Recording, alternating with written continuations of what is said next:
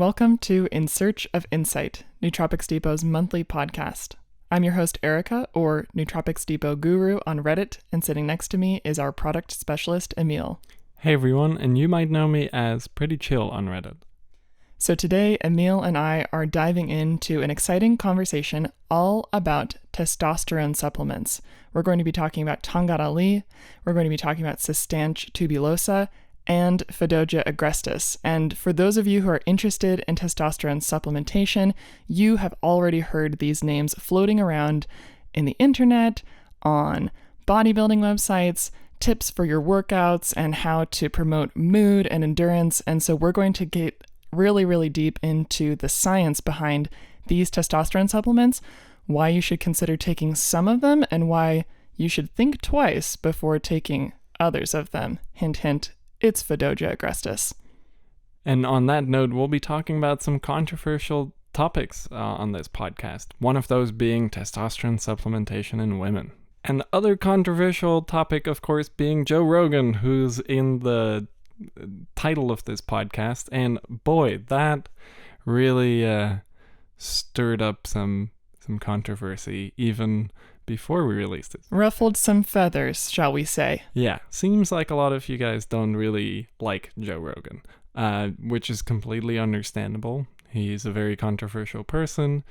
He has recently said some stuff that is frankly flat out dangerous.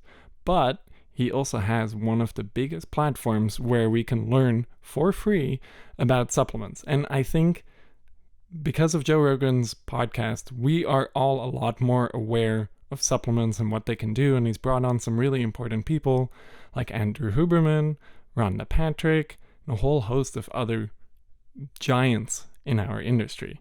So it's a really good platform, and we feel like we should be interacting with it a little bit, because in this podcast with Andrew Huberman and Joe Rogan, some very interesting things were said, but some controversial and maybe not entirely safe recommendations were made. So we'll be touching on that a little bit as well. We also wanted to let you know that, to set the record straight, we're not associated with Joe Rogan in any way, personally or professionally, but we did want to basically open up the conversation about what other people in the supplement industry are talking about when it comes to testosterone supplementation. And we wanted to give you the valuable and essential information, scientifically backed information, so that you're informed about the best way to approach testosterone supplementation for yourself, and to consider what to look out for when shopping for testosterone supplements on the market in general, but specifically what Nootropics Depot's testosterone supplements might be able to do for you. Yeah, and that will really be the focus here. So we want to keep it on that. Joe Rogan is coming in here because we just have to address it. Coming in here in topic, but not physically coming into the podcast, so don't worry. Yeah, it's just going to be us, like it always is. But we'll be talking a little bit about Joe Rogan and Andrew Huberman more specifically, actually, because he is the one who made some of these recommendations. And actually, we were selling Tongkat Ali long before this podcast happened. And it's always been on our radar. I've actually been taking Tongkat Ali probably for about 7 years or so, on and off here and there. So I was really excited for us to get a Tongkat Ali supplement. And when we got it, a few months or maybe even a year or two later, this podcast came out and our sales just shot through the roof. Like 900% increase on sales for Tongkat Ali. And we had no idea what was causing this. When something like that happens, oftentimes you can trace it to a single event when such a big increase happens. It doesn't feel very organic. So we looked around and we found this podcast, and it's a really interesting podcast. So this is also a bit of a response to that podcast, and maybe a continuation and going a little bit deeper, because the podcast, it's a 3-hour-long podcast, and the part about Tongkat Ali is really only like a 5-minute section of it. The rest is interesting and entertaining to listen to, but we want to go a little bit more in depth about what exactly Tongkat Ali is, what exactly Fadogia Agrestis is, and why you probably don't really actually want to be taking Fadogia Agrestis. And I have to say, and Andrew Huberman, if you are listening, I respect your work, but I don't really understand your Fadogia Agrestis recommendation, because you are very strong on human clinical research. And all of the things you recommend, like recently you recommended Apigenin for sleep, magnesium threonate for sleep, and theanine for sleep, and there's a lot of human research on these things, and human research on these things for these purposes. Fadogia Agrestis, though, as far as I can tell, there are no human clinical trials on it. And that's a big problem because we're not entirely sure of its safety profile. And this brings us to a really important point in general that I feel I need to share right now in the podcast, which is that a lot of you who are listening to the podcast have been following Nootropics Depot for years, and maybe some of you are new to our brand, but what we want you to know and we want to say to you directly is that the quality control standards of the supplement industry are quite horrible.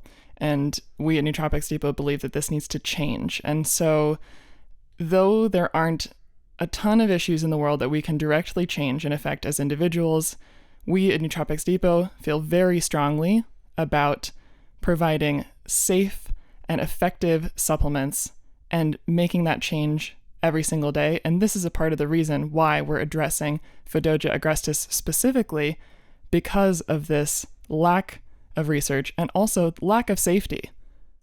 Absolutely. And really, honestly, a lack of evidence for any sort of effects that are being discussed on the Joe Rogan podcast. And the interesting thing is, there are some other things like Fadogia Agrestis that do the same thing, but actually have human clinical trials done on them, some human evidence for safety, and just a much longer history of use. And one of those things is Cistanche, so we'll talk about that. So Emil, what is Tongkat Ali? Okay, so a little bit of background here. I grew up in Malaysia, and Tongkat Ali is a Malaysian root. It's a plant. The plant is actually called Eurycoma longifolia. It's also known as longjack or Tongkat Ali. And it's really popular in Malaysia. I remember as a little kid driving around and seeing these billboards with old men on them with canes and these little sachets of Tongkat Ali infused coffee. And I was always curious what it was. Later in life, I got into this, and now I'm very aware of what it was. So that's kind of a fascinating thing for me, and Tongkat Ali has always been really interesting. And this is something Andrew Huberman actually mentioned on the Joe Rogan Experience podcast, is that other countries are much more advanced at hormonal regulation using plant substances. It's something we are way behind in the Western world. And clearly, if you look at something like Tongkat Ali, which has been used for maybe hundreds of years in Malaysia or in Southeast Asia in general, we are a little bit behind because we've only really started to discover Tongkat Ali in the last decade, maybe 2 decades. And especially in the last year or two, Tongkat Ali has become really famous. But anyways, the plant Eurycoma longifolia, the roots of it contain a plethora of different compounds. Different peptides and proteins and carbohydrates and starches and things like that. But what we're really interested in is Eurycomanone, and that's the compound we'll be talking about extensively during this podcast. And that's also the compound that we standardize our Nootropics Depot Tongkat Ali extracts for, right? Absolutely. So we have 2 different Tongkat Alis. We have a 2% Eurycomanone and then a 10% Eurycomanone extract. So 2 different purposes, and I guess we can get into the differences between those real quick here too. Absolutely. I personally have been taking both the 2% and the 10% Tongkat Ali extracts because I was really curious for myself as a woman to take these extracts because I know that they're supposed to support testosterone, right? And testosterone in women can sound like, controversial and maybe even a scary conversation to even start. But because I'm interested and I'm open and I'm excited to try out some different supplements for myself, and I also have experienced a lot of benefits from some testosterone supporting supplements prior to taking these, I was like, I'm game, let's go. I'm curious to see how these 2 different extracts compare. And in my experience, the 2% extract was really interesting. I took this one first, and just by itself, in the morning, on an empty stomach, no other supplements, no caffeine interactions, just 2% Tongkat Ali extract all by itself. And one thing I noticed is it took about 30-35 minutes to start to kick in for me to start to feel those perceptible benefits. And then once it did, there was maybe about 10 to 15 minutes of slight nausea, and I felt really, really tired for about 15 to 20 minutes along with that nausea. And I was thinking, this is interesting. Okay. And then at that 20-minute mark or so, the nausea went away and the tiredness went away, and then I felt this kind of sense of general calm.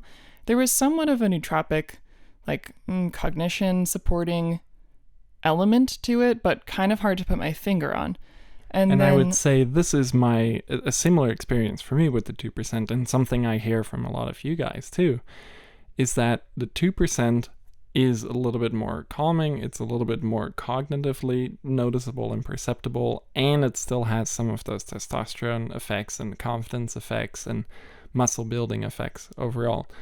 But it's an interesting one, and it's interesting because when we standardize for different compounds in an extract, we basically delete other stuff and concentrate the main active compound, in this case, Eurycomanone. So what we're doing is we are stripping away other compounds slowly and concentrating Eurycomanone.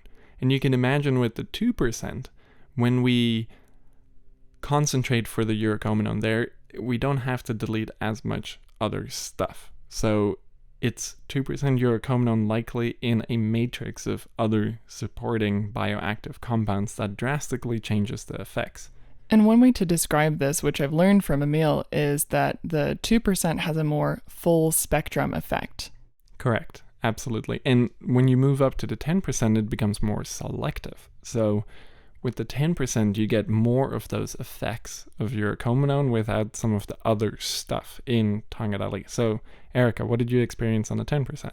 Well, it's pretty funny because after taking the 2%, I was like, this is kind of cool, but, I'm not sure if it's that much of a standout product that I would want to take every day unless I really wanted it for the longer-term testosterone benefits. On the other hand, when I took the 10% Tongkat Ali extract, oh boy, I was really excited by this. I was not only excited by it, I was motivated by it, I was inspired by it, I felt honestly way more sarcastic and aggressive and sort of, I don't know, would antagonistic be the right word to describe it? I would say masculine energy, because if masculine energy exists, that is what I felt from the Tongkat Ali 10% extract, and it was significant and it was really noticeable, and that effect lasted actually throughout the day. I couldn't necessarily feel the onset like I did with the 2% because I find the 10% has less physical sensation effects, but the attitude and sort of the mood effects were very, very obvious to me as soon as it started kicking in. I would say probably about 45 minutes after taking it, but I didn't feel a come up. It was just all of a sudden I was like, boom, this is what's happening. This is what I need to do. Get out of my way. Let's go.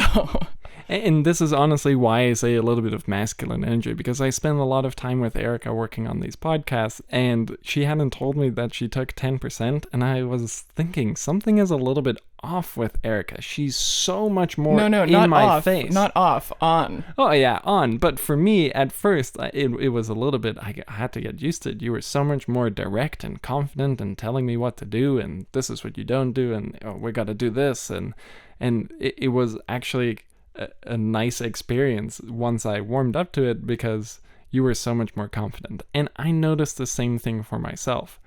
I recently jumped on a meeting right after taking some Tongkat Ali, and I was fired up. I really had to tone things down because I just had so much more confidence.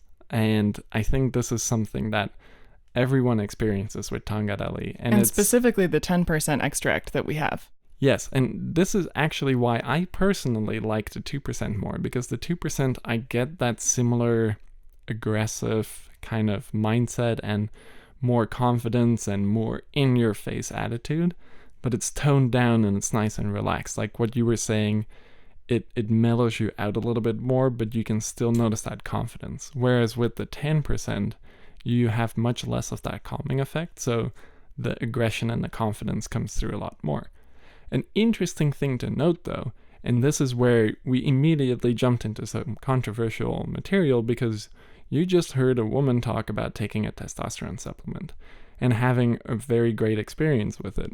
And if I look over at Erica right now, she's not standing next to me with a giant beard or a mustache. There is no facial hair. She doesn't have an Adam's apple. This is not how testosterone works in women. And women need testosterone as well. And I think Erica can probably attest to that fact. Sure. I've taken a handful of supplements from Nootropics Depot that are testosterone supporting supplements. Which ones, by the way? The one that I've been taking for a while is Cistanche, the Cistanche tablets, which I really, really like. I find that to be particularly calming, and I really like the cognitive benefits of that. I'm now taking, and probably will continue to take, the Tongkat Ali 10% because I just can't get over how much more effective I feel in general. And both of us took it before this podcast, by the way. So if you do notice actually in our voices and in our demeanor that we're a little bit more confident and direct, it probably actually is the Tongkat Ali, and it has a pretty profound effect. I do have a theory though, because Eric and I both take Cistanche daily, but we don't take Tongkat Ali daily. So I've had a little bit more of an experiment with Tongkat Ali. I took just Tongkat Ali by itself, and then I took Tongkat Ali and Cistanche by itself, and then one time I even took Cistanche, Tongkat Ali, DHEA, and Primavie Shilajit, and zinc. Ooh-wee. Creatine as well. I felt great on that. That's like the mother load, or perhaps the father load. Yeah, maybe that was a little bit too intense. But what I've noticed now is I'm just taking Cistanche every day. And now when I add some Tongkat Ali, it's like hitting the boost button. Everything is working fine and I'm nice and confident. And now when I add Tongkat Ali on top of my chronically supplemented Cistanche, it just rocks it up to another level. So we'll talk about this a little bit more, but I think this is a really interesting way in which to utilize Tongkat Ali. Absolutely. So before we get into all that juicy information about what to stack with Tongkat Ali, or how you can incorporate Tongkat Ali into your everyday testosterone supplementation, I'm really curious to learn a little bit more about what Eurycomanone does specifically, because I know there's some of you out there who want that nitty-gritty mechanism information. So what is Eurycomanone doing? What systems in the body does it act on, and what are the pathways of its actions? It acts through a pretty complex set of pathways, originating in the brain and kind of ending in the testes for men. And for women, it actually ends in the ovaries and in the adrenal glands. So for men, most testosterone is synthesized in the testes, and it's synthesized by cells called Leydig cells. And these Leydig cells respond to signals that you get from the hypothalamus. So in the hypothalamus, you have a hormone called gonadotropin releasing hormone, GnRH, that stimulates the production of luteinizing hormone, LH, and FSH, which I always forget exactly what that stands for. Follicle stimulating hormone. So luteinizing hormone and follicle stimulating hormone get induced by the release of gonadotropin releasing hormone from the hypothalamus. And the FSH and LH increases happen in the pituitary. Then this LH and FSH from the pituitary stimulates the testes to produce testosterone in these Leydig cells. But then there is a negative feedback loop. When a lot of testosterone gets produced, there is an enzyme that aromatizes this testosterone, which then turns testosterone into estrogen. And then that estrogen can act on estradiol receptors that are in the hypothalamus and pituitary, and they actually kind of regulate how much testosterone can be produced. So it's a bit of a self-regulating system. We're going in with Tongkat Ali, and we are dysregulating this system, allowing more testosterone to be produced, kind of overriding that self-regulating off signal. So by that, we can achieve in people with normal testosterone levels, we can achieve higher than normal testosterone levels. And in people with slightly lower testosterone levels, we can see a normalization of testosterone levels and maybe even a little bit of an increase. And Andrew Huberman in the Joe Rogan Experience podcast actually, and I'm not sure if it can get that significant, because Andrew Huberman is saying that Tongkat Ali has been shown to increase testosterone levels by 100 to 200 points, which is quite a large increase.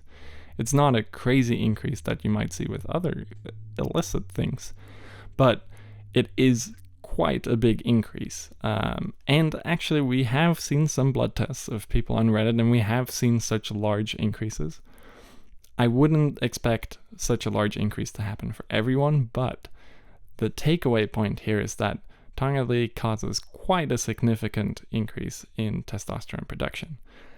And this is where Fadogia Agrestis also comes in, because as you can see, luteinizing hormone is an essential part of the step of increasing testosterone production.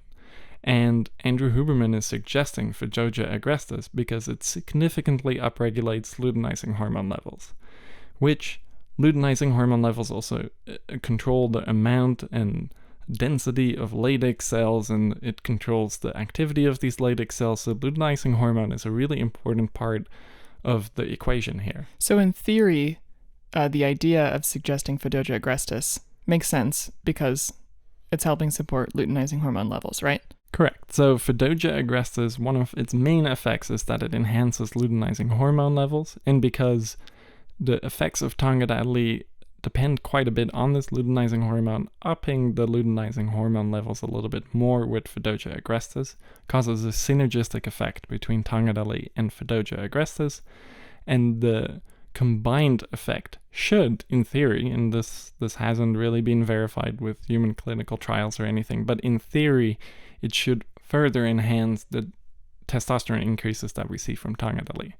So this is why Fadogia Agrestis is being promoted for this by Andrew Huberman.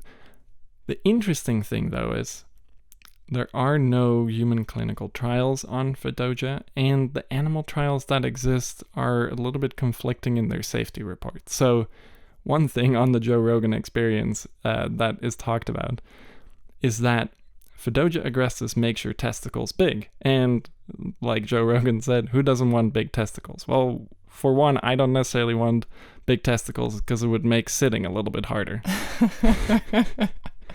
But on the other hand, when your testicles are growing that much, it might not be a very good thing. And in these studies, actually, that seems to be the thing that is a little bit questionable. So the increase in testicular size could certainly increase because of this extra luteinizing hormone. And this seems to be the case to a certain degree. But I'm curious, is it doing anything effective for testosterone? For sure, it's very effective for testosterone. There is absolutely no question about that. And in these studies, you see massive increases in testosterone, and it's good. Okay. So for that effect, great. The thing that is a little bit concerning is that it also affects a lot of different enzymes and processes within the testes, and it seems to be transiently toxic to the testes and testicular cells. Can you be a little more specific? What do you mean by transiently? It means that it isn't permanent. There's no permanent damage that they can see, but after 30 days, there is minor damage to and a decrease in function of the testes, which is not good. No. After ceasing supplementation, this does seem to correct itself, but this is after 30 days in an animal model, and we're not really sure what would happen after a year in a human model. And if your testicular function is down during this year, how good or bad is that? So at this point, we're saying not worth the risk. We are saying not worth the risk, and a lot of people are saying not worth the risk. Another thing with Fadogia Agrestis is, and it was an interesting part of the Joe Rogan Experience too, is that this is a Nigerian shrub. And in our experience, a lot of supplements that are coming from the African continent are much less well understood than their Southeast Asian counterparts or Asian counterparts from China and India, where there's well-documented historical use. And thousands of years of use and very well documented, and lots of people who are still practicing this and who have brought this knowledge over to the Western world, translated a lot of these texts into English so we can understand it. And then there's a lot of Western studies and studies from all over the world that have proven how these things work and their safety profiles, and there's a lot of human clinical trials. I mean, just think about things like ginseng and ashwagandha and a lot of those type of herbs, very popular ones, very well understood. The herbs from the African continent are extremely interesting, and I really want to dive into those a lot more. One of those is canna, something we have carried in the past and will hopefully carry again in the future.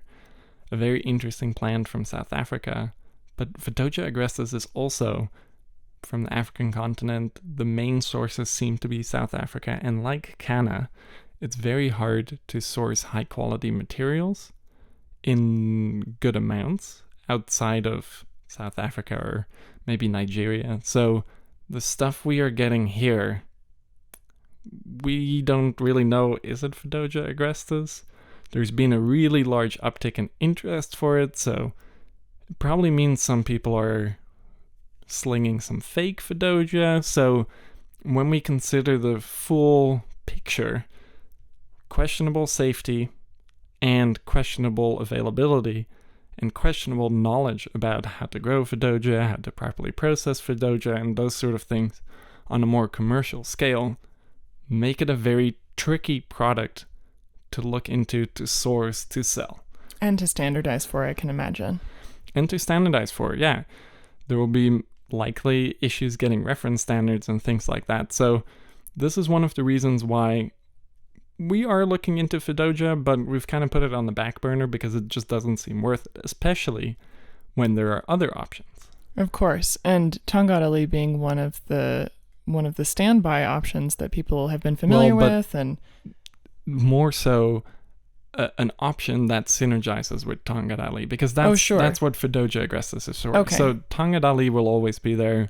It's solid. It works really well by itself. But we're trying to get to this segue, which I think you were hinting at earlier, which is that there are alternatives to Fadogia that will synergize with Tongkat Ali, and the one we're going to talk about is Cistanche Tubulosa. Yes, because Cistanche Tubulosa does the exact same thing. It enhances luteinizing hormone levels, but furthermore, it also upregulates all of the testosterone synthesis enzymes that exist in the testes. And some of these are the CYP enzymes, and a lot of these enzymes get upregulated by Cistanche. And this is why Cistanche is actually a really good stand-in option for Fadogia. The first reason being that Cistanche Tubulosa has a very long history of human use in traditional Chinese practices. So we have a lot of evidence that it works, how it works, that it's safe. Furthermore, in the last year or two, there's actually been a few clinical trials, human clinical trials, high quality ones, on Cistanche, where they also evaluated safety, and it's safe. So we know it's safe. There's a long history of its use. There's a long history of its cultivation practices and extraction practices and things like that. And there are well-established sourcing options and trade routes and stuff for these, for Cistanche. So this makes it a really good option to have when you compare it to Fadogia agrestis. We have human data, it does pretty much the same thing, it's easy to get, and reference standards exist so we can actually test for it, and we can standardize it properly, and we can be assured of its safety and efficacy, which is always what we want. Absolutely. So I'm curious then, what's the benefit of stacking Cistanche and Tongkat Ali? Like, if you were to compare just Tongkat Ali by itself versus Tongkat Ali with Cistanche, what else do you gain from Cistanche? So what you gain from Cistanche is the same thing that you would gain from Fadogia agrestis, which is enhanced luteinizing hormone expression. And when you have enhanced luteinizing hormone expression in the context of Tongkat Ali supplementation, then the testosterone increasing effects of Tongkat Ali should go further, which is why Andrew Huberman recommends that you take Fadogia agrestis together with Tongkat Ali. But in our opinion, as we've talked about in depth now, Cistanche is actually the better option here. And in my opinion, it's also the better option because Cistanche has a trick up its sleeve. And this trick is that it enhances growth hormone secretions too. So not only are you getting the muscle building and anabolic effects from the enhanced testosterone levels that you might get from Tongkat Ali and Cistanche in combination, and even just Tongkat Ali by itself or Cistanche by itself, but furthermore, you are getting testosterone and growth hormone. Growth hormone also being very important for muscle building. So, in my opinion, this makes Cistanche the superior option when compared to Fadogia. Well, that's a pretty strong statement. So I think now that we have a really good understanding of the mechanisms and where Cistanche and Tongkat Ali are from, and the concerns and the issues with Fadogia Agrestis, I have a much better understanding of just the benefits of this kind of testosterone supplementation. But I also want to know, for everybody out there who's wondering what's going to happen, what would happen if I'm making changes or taking supplements that are affecting my hormones. If I'm a man, how are they going to affect my testosterone versus my estrogen levels? If I'm a woman, how are they going to affect testosterone and estrogen?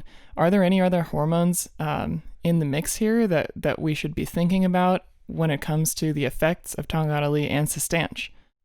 Yeah, and this is where the whole hormone thing gets very complex, and I would actually recommend some of you go and listen to some of Andrew Huberman's fantastic podcasts that go very in-depth about hormones. Andrew Huberman is a fantastic researcher when it comes to hormones, and he has a lab at Stanford, and actually in college I learned a lot about brain development surrounding testosterone, and a lot of this research was from Andrew Huberman. So if you are interested in diving really deep into the hormone thing, go look at some of his podcasts too. But within this podcast, I can go into depth a little bit too. When we are enhancing luteinizing hormone levels, we're actually also enhancing our estrogen levels a little bit too, which is a good thing. We need estrogen. Men need estrogen. Women need estrogen. We don't just want to tank estrogen levels.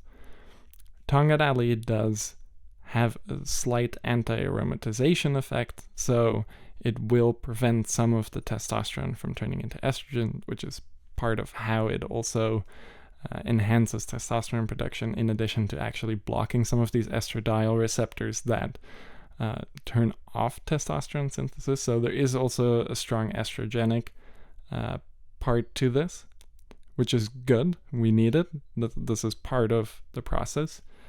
And when we're looking at that too, a big one is actually prolactin.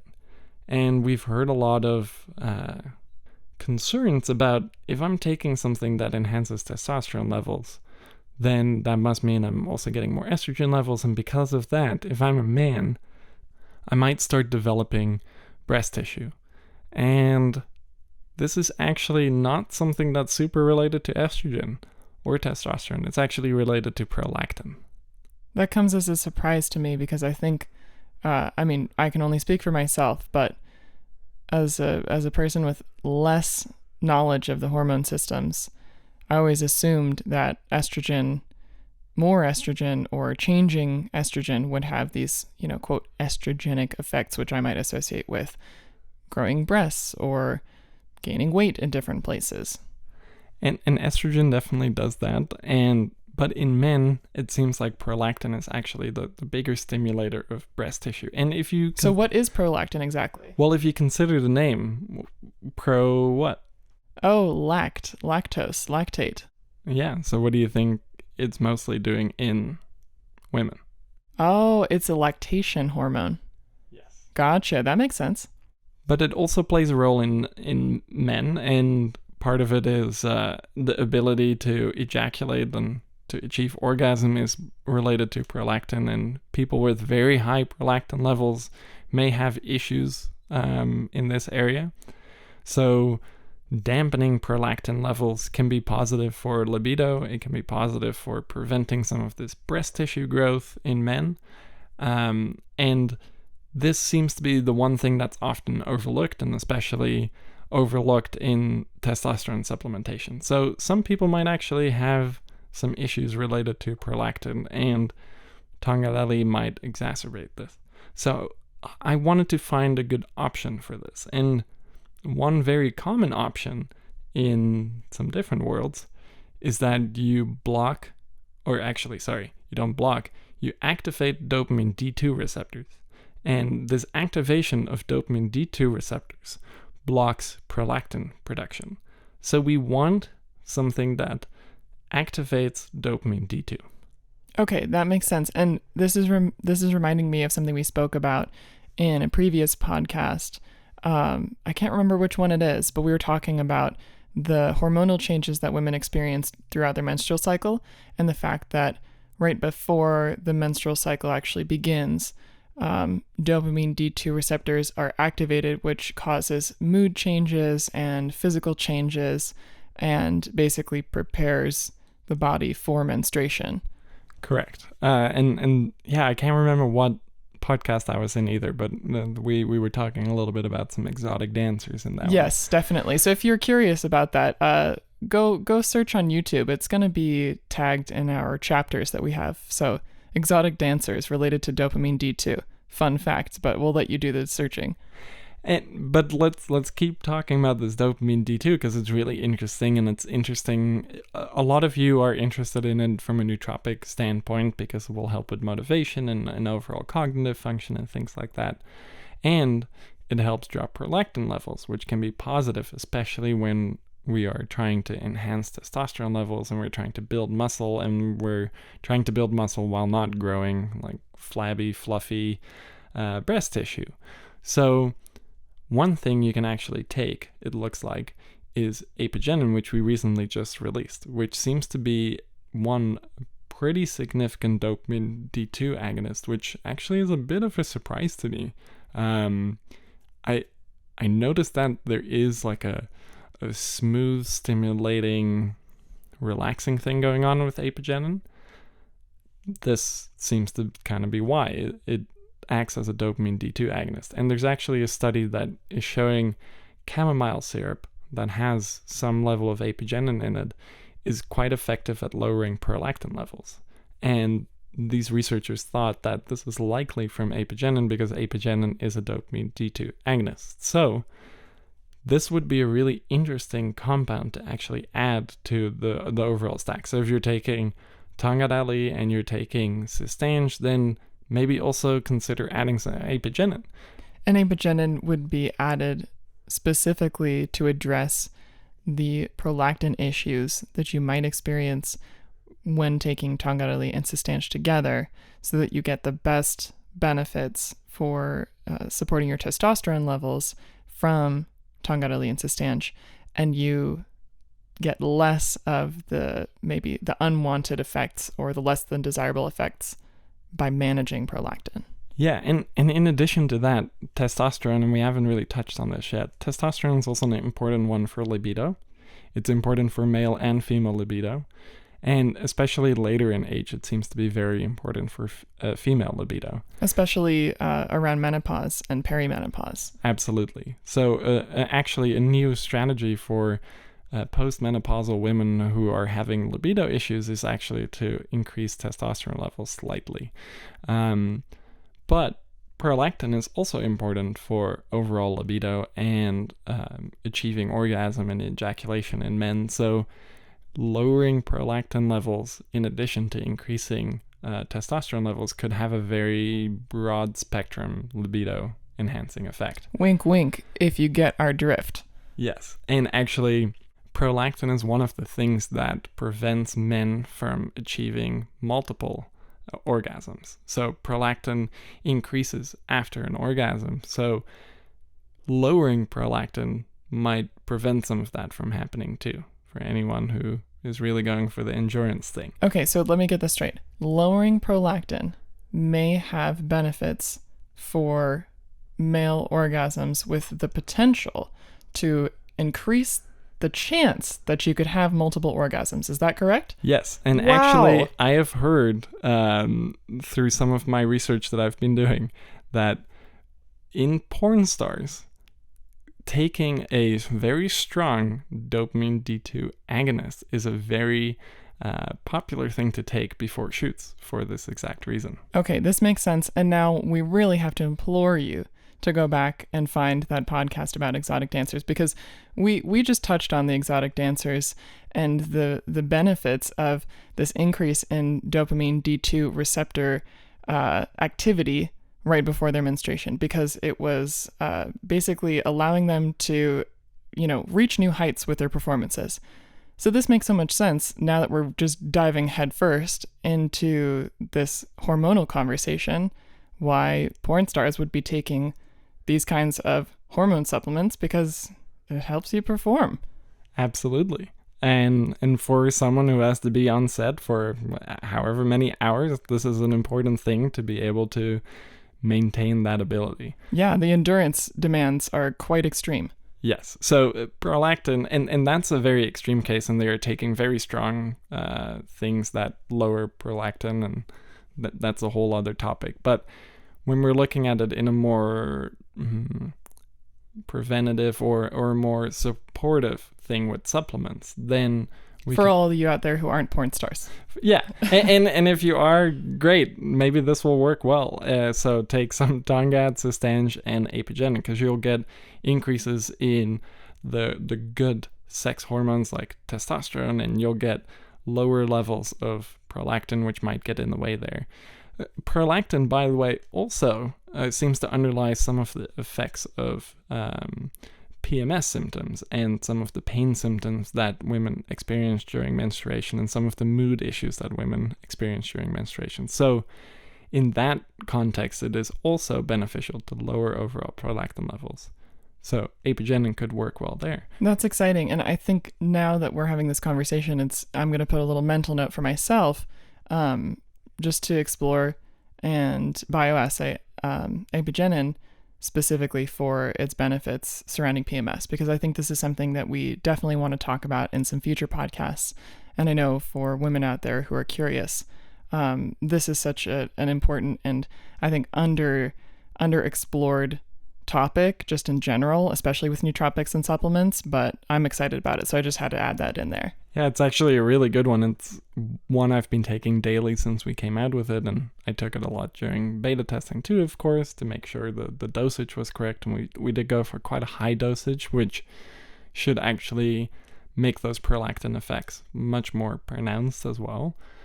But Apigenin actually also has some mild pain management effects, and it is slightly muscle relaxant, so it would likely be a really good one to take during menstruation and during periods where you have mood issues. Okay, this is good to know. But we've been talking a lot about sort of the sexual and the erotic aspects of hormones and addressing hormones and, changing and working with your hormones. But I know that there's a lot of people out there who are really curious about the benefits for your workouts and endurance just when it comes to muscle building and this world. So are there any other points to touch on when it comes to the benefits that people can experience in their workouts from taking this stack of Tongkat Ali and Cistanche and Apigenin? Yes. So when you increase testosterone levels, you increase protein synthesis, and when you increase protein synthesis, you get more muscle growth, and you get stronger, and your muscles look bigger and more toned. So this is one big aspect of testosterone supplements that people are often after. If you take them, you'll likely become stronger and more effective at the gym, and you can reach your goals a little bit faster, or maybe you can reach your goals in a more sustainable way, or, and this is an interesting thing actually that was discussed on the Joe Rogan podcast too, is you have longevity, just like your age longevity, but then you also have performance longevity. So even though you might live to 80, 90 years old, it might mean that you stop, if you are a pro athlete, that maybe around age 70 or something, you become much less effective at being that athlete. And that's kind of the performance longevity. And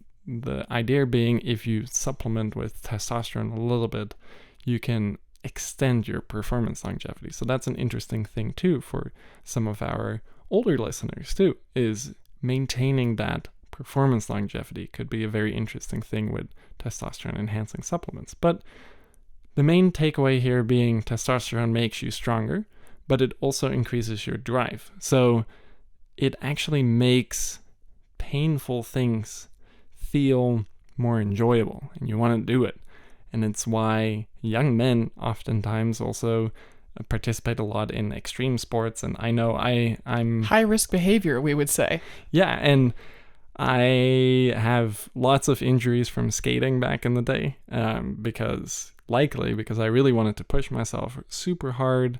And then when I got into college, I started lifting weights, and I got into powerlifting and Olympic lifting and really brutal stuff and really fun, and it felt really nice. And this is likely also from testosterone. And the more you have, the more drive, the more aggression you have, the higher you will likely perform in the gym. So this is a really good one. And this makes sense because we all know that testosterone levels get lower with age in both men and women, but obviously the results and the examples in men are a little more obvious. So for those of you who are interested in continuing to maintain your testosterone levels as you age, supplementing with Tongkat Ali, Cistanche, and Apigenin could be really effective for addressing this aspect of aging. Yeah, and actually to get to this aspect of aging a little bit deeper, and also some other aspects of testosterone, one other thing that the older we get, the worse our sleep gets. And sleep is also very important for testosterone production, and it's important for muscle protein synthesis and just overall recovery. And this is where Apigenin comes in. So you can definitely take Tongkat Ali, Cistanche, and Apigenin at the same time, and it will have great effects, and the Prolactin effect will be there. But another thing you could do is taking Tongkat Ali and Cistanche during the day and then taking Apigenin at night, because Apigenin actually helps enhance sleep. And this is another thing Andrew Huberman talks about. He's actually a big fan of Apigenin for these sleep-promoting effects, and he stacks it together with magnesium threonate. Magnesium actually being a mineral that is important for overall testosterone synthesis as well. So taking some extra magnesium at night and some Apigenin, and then he also recommends L-theanine, taking all of these together would have an additive effect to the increases in testosterone you will see with Tongkat Ali and Cistanche, because you're also helping enhance sleep, but you also have these prolactin lowering effects from Apigenin, so that's very positive. But helping to enhance sleep is a good strategy. So we're kind of, as we go along in this podcast, we're actually putting together a bit of a stack. So we started with Tongkat Ali. Now we're adding Cistanche to it. Cistanche also increases growth hormone, and growth hormone can also help with sleep and recovery. So it's all starting to flow into each other now. So we have Tongkat Ali, we have Cistanche, now we have Apigenin, which you're taking at night. Now let's add some magnesium to that, because magnesium helps you sleep a little bit better, and magnesium is important for testosterone synthesis too. And now let's add one more factor. Let's add zinc. Zinc is another important mineral for testosterone production, so we want some extra zinc. And zinc also, for most people, helps you sleep better. Not everyone, as we found out with our sleep support formula, which contains zinc. And this zinc actually kept some people up. So be careful there. Maybe beta test it once or twice and see how it impacts your sleep. And if it impacts your sleep positively, you could have a testosterone increasing sleep stack, which would be Apigenin, magnesium, any of our magnesiums. For me, for sleep, magnesium bisglycinate is actually one of my favorites. And then adding some Apigenin to that. So this is really exciting and fascinating, because I never thought about the fact that sleep supplements would have benefits for hormonal, levels and just balance in general. But you can increase the effectiveness of your testosterone supplementation while you sleep with things that are just addressing other systems in the body. And I guess this is the part of stacking that's always so exciting and fascinating to me, is that these individual botanicals or these products, they don't just have one singular effect. They have a multitude of effects. And when you put them together, when they work synergistically, and when you take them at specific times of day, you can get even more benefits out of them that are going to help you during the daytime, during the nighttime, for your workouts, maybe in your relationships, and just in general. Yeah, and I would like to call this intelligent supplementation. Paying attention to what's happening, taking supplements at different times, and we're making blanket recommendations here for the average population, but you might find that Apigenin works so much better for you during the day, which actually is the case for me. I love taking Apigenin during the day. So I have a different sleep stack that I use, actually just our sleep stack, which I helped formulate. So that's the one I use, and that may actually also help enhance testosterone levels because it contains Shilajit. This is something I wanted to touch on because a couple of you in your Reddit questions were asking about testosterone supplementation outside of Tongkat Ali and Cistanche and Fadogia, and Shilajit was one that I saw coming up quite often. And Shilajit just in and of itself as a raw material is pretty fascinating because they call it rock sweat, which is like the coolest and strangest name I've ever heard. And from my research, it's organic material and fulvic acid, but I'm curious what kinds of benefits it has for testosterone. Emil, you're definitely going to have to give me the lowdown on this one. Yeah, and the rock sweat name is very apt because you have to go quite high into the Himalayan mountains, and there's also, I think, the Russian Caucasus mountains. There's some Shilajit there too under a different name. But Shilajit, if you're looking kind of in the Himalayas, you have to go up quite high. And then when you're walking around and there's no sunshine, you won't necessarily find any Shilajit. But when sun is hitting the rocks, and especially in the summer when it's nice and hot, then the rock starts sweating. And it starts sweating this black, tarry ooze. And that ooze is what we call Shilajit. And the interesting thing is we don't really know what Shilajit is.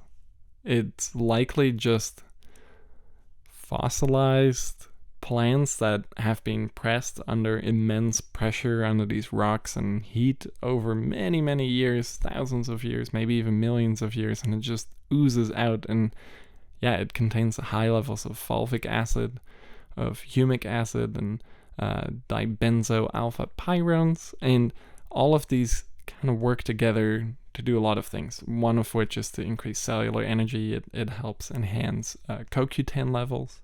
But then another thing it does is it acts on some of these similar testosterone production enzymes, and by working on those enzymes, it can help support overall testosterone synthesis.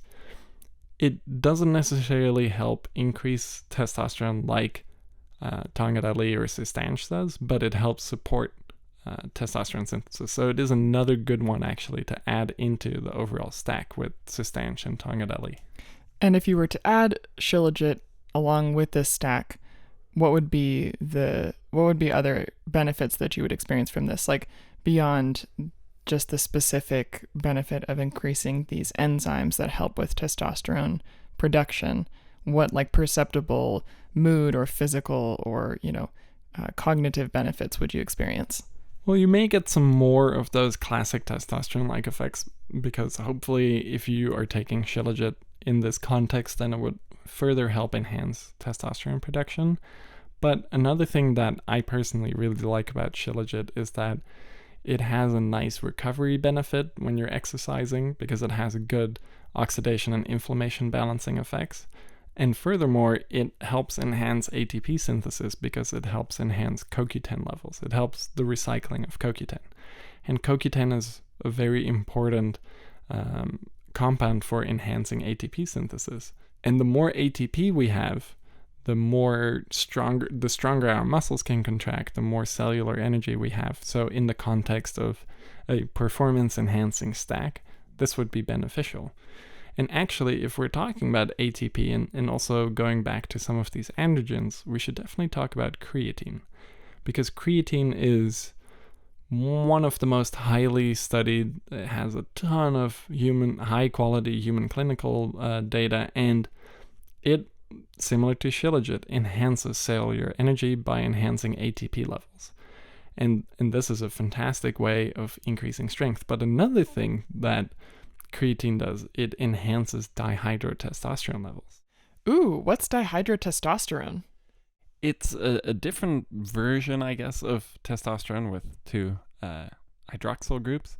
But what happens is that the binding affinity for the androgen receptors that it acts on, similar to testosterone, goes up significantly. So dihydrotestosterone is a lot more potent than testosterone in terms of anabolism, building muscle and things like that.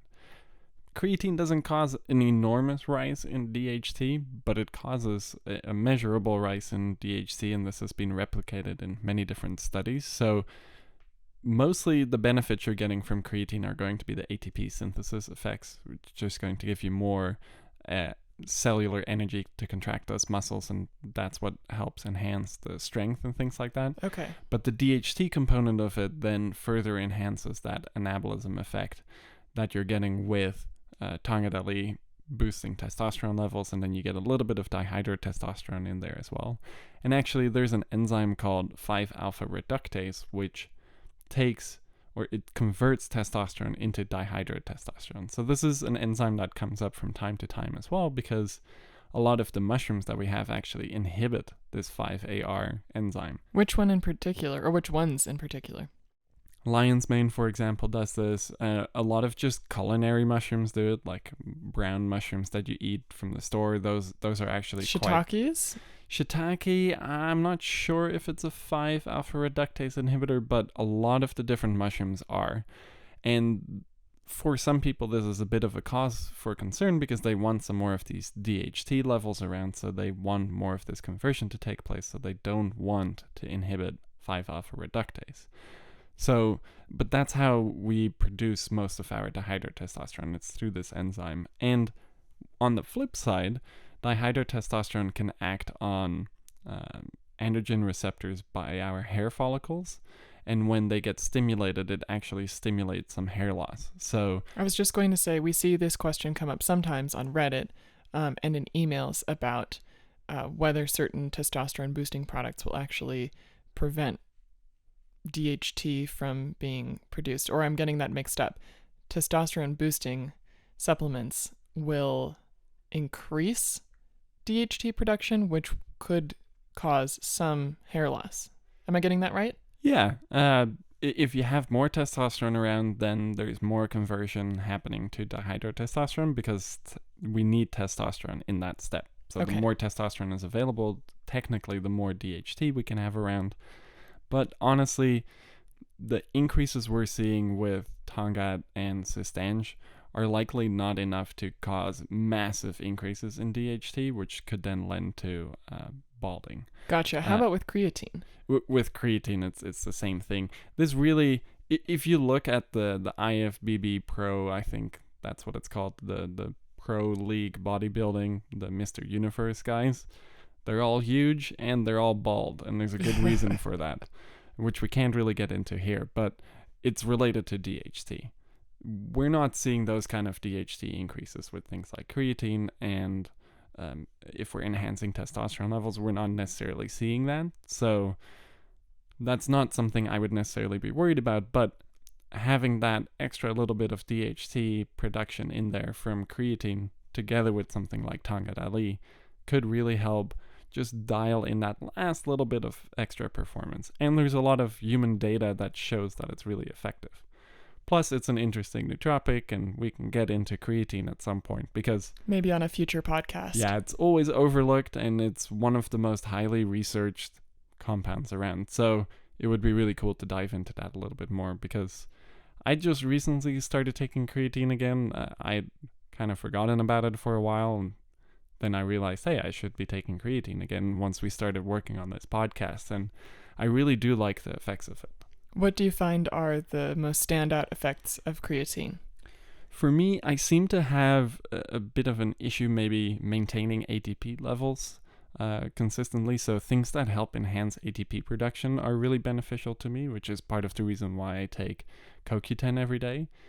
When taking creatine, I get a little bit more of those effects. I have a little bit more energy overall, and I seem to be less prone to getting headaches, which is something that CoQ10 helps me with as well, and I think my headaches are related to ATP production. So taking creatine really helps me there, and it helps me cognitively, but it also just helps me with overall physical energy. And a really interesting thing is, and this is something that's often taken out of context because people are mega dosing creatine and then cycling it. So when you do that and you take like 25 grams of creatine a day at the start of the cycle, you start to maintain a lot of water in your cells.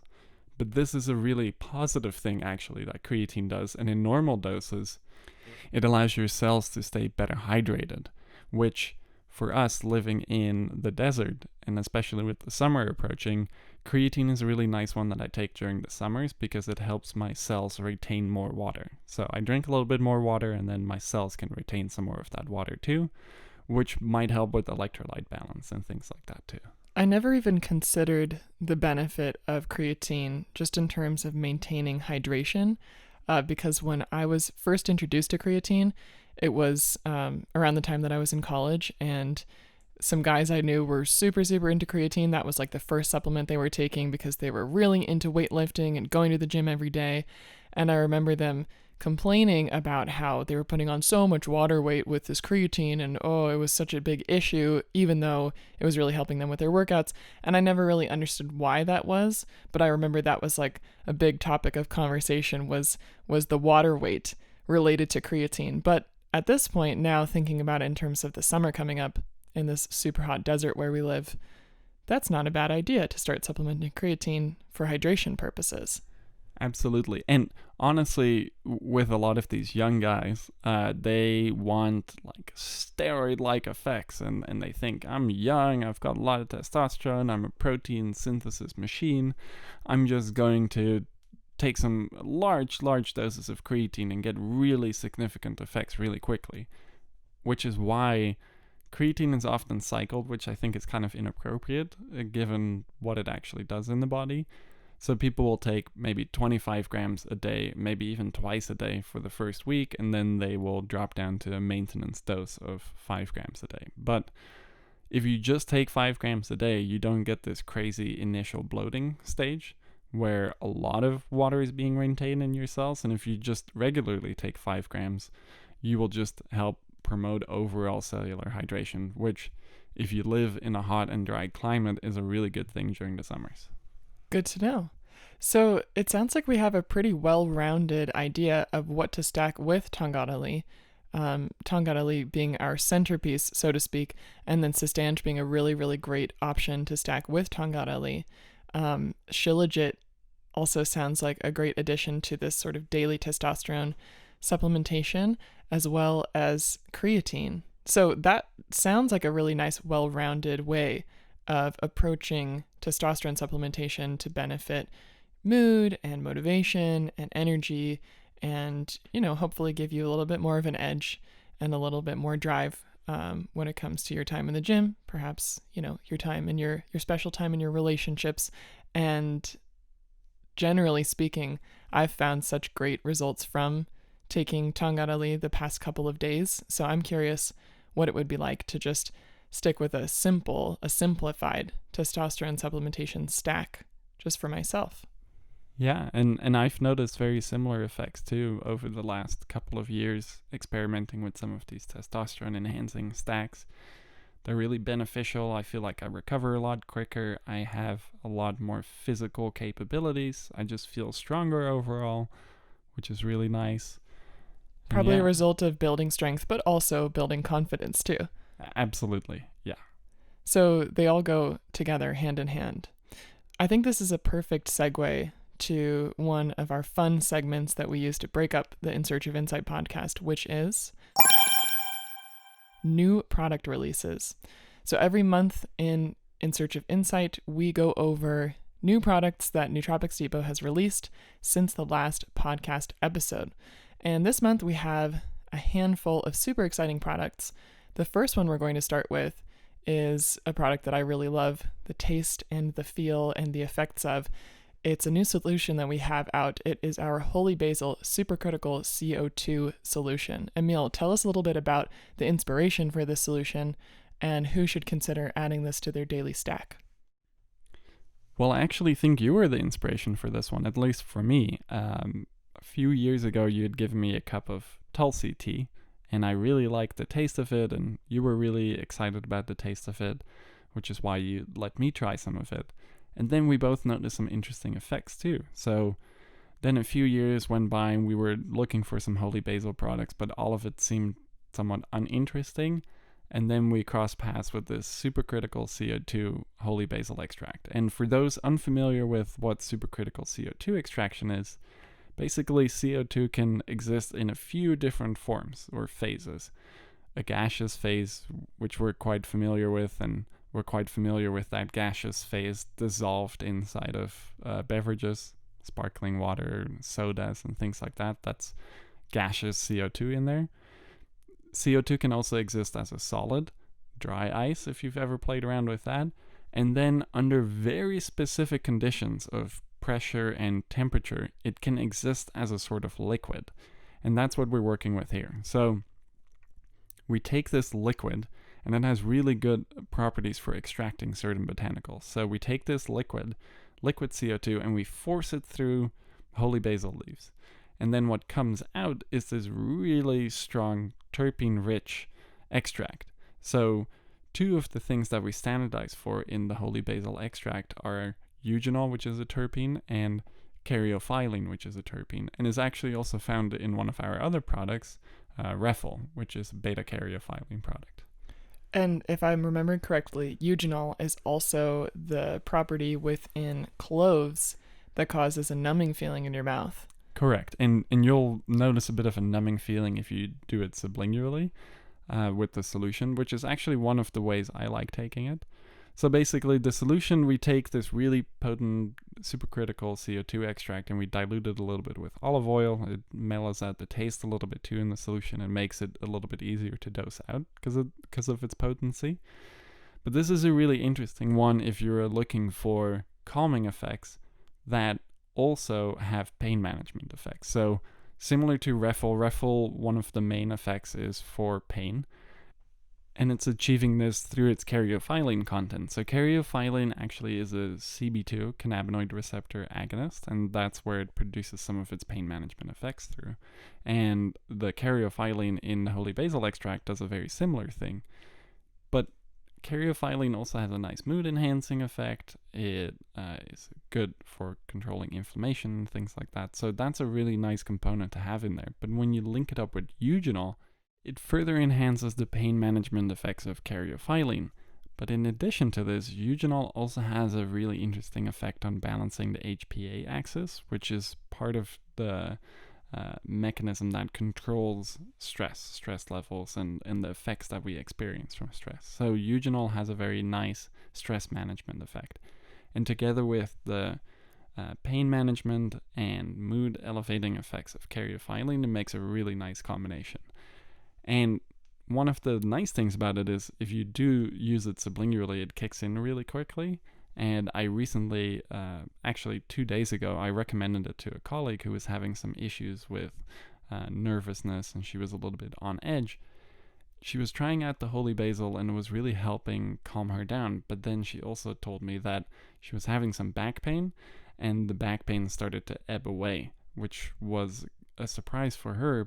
And something I didn't necessarily tell her about because we were mostly focusing on the calming effects. But then I realized, yeah, it is a very good pain management effect. And even though I didn't tell my colleague exactly that it had a pain management effect, she noticed this effect herself, and it was quite prominent. That's really exciting. So you mentioned early on that the inspiration for the holy basil supercritical CO2 solution was from that cup of holy basil Tulsi tea that I had. Trader Joe's was supplying it for some period of time. I just love the taste so much. But now it's really cool to see this product come to life, and I really love the taste of it. I think it's one of my favorite solutions and one of my favorite Nootropics Depot products, just because it just has so much character to it in the flavor, but also in the calming effects. And I noticed those too. So thanks for giving us a really comprehensive understanding of what it's doing and where it comes from and what its intentions are.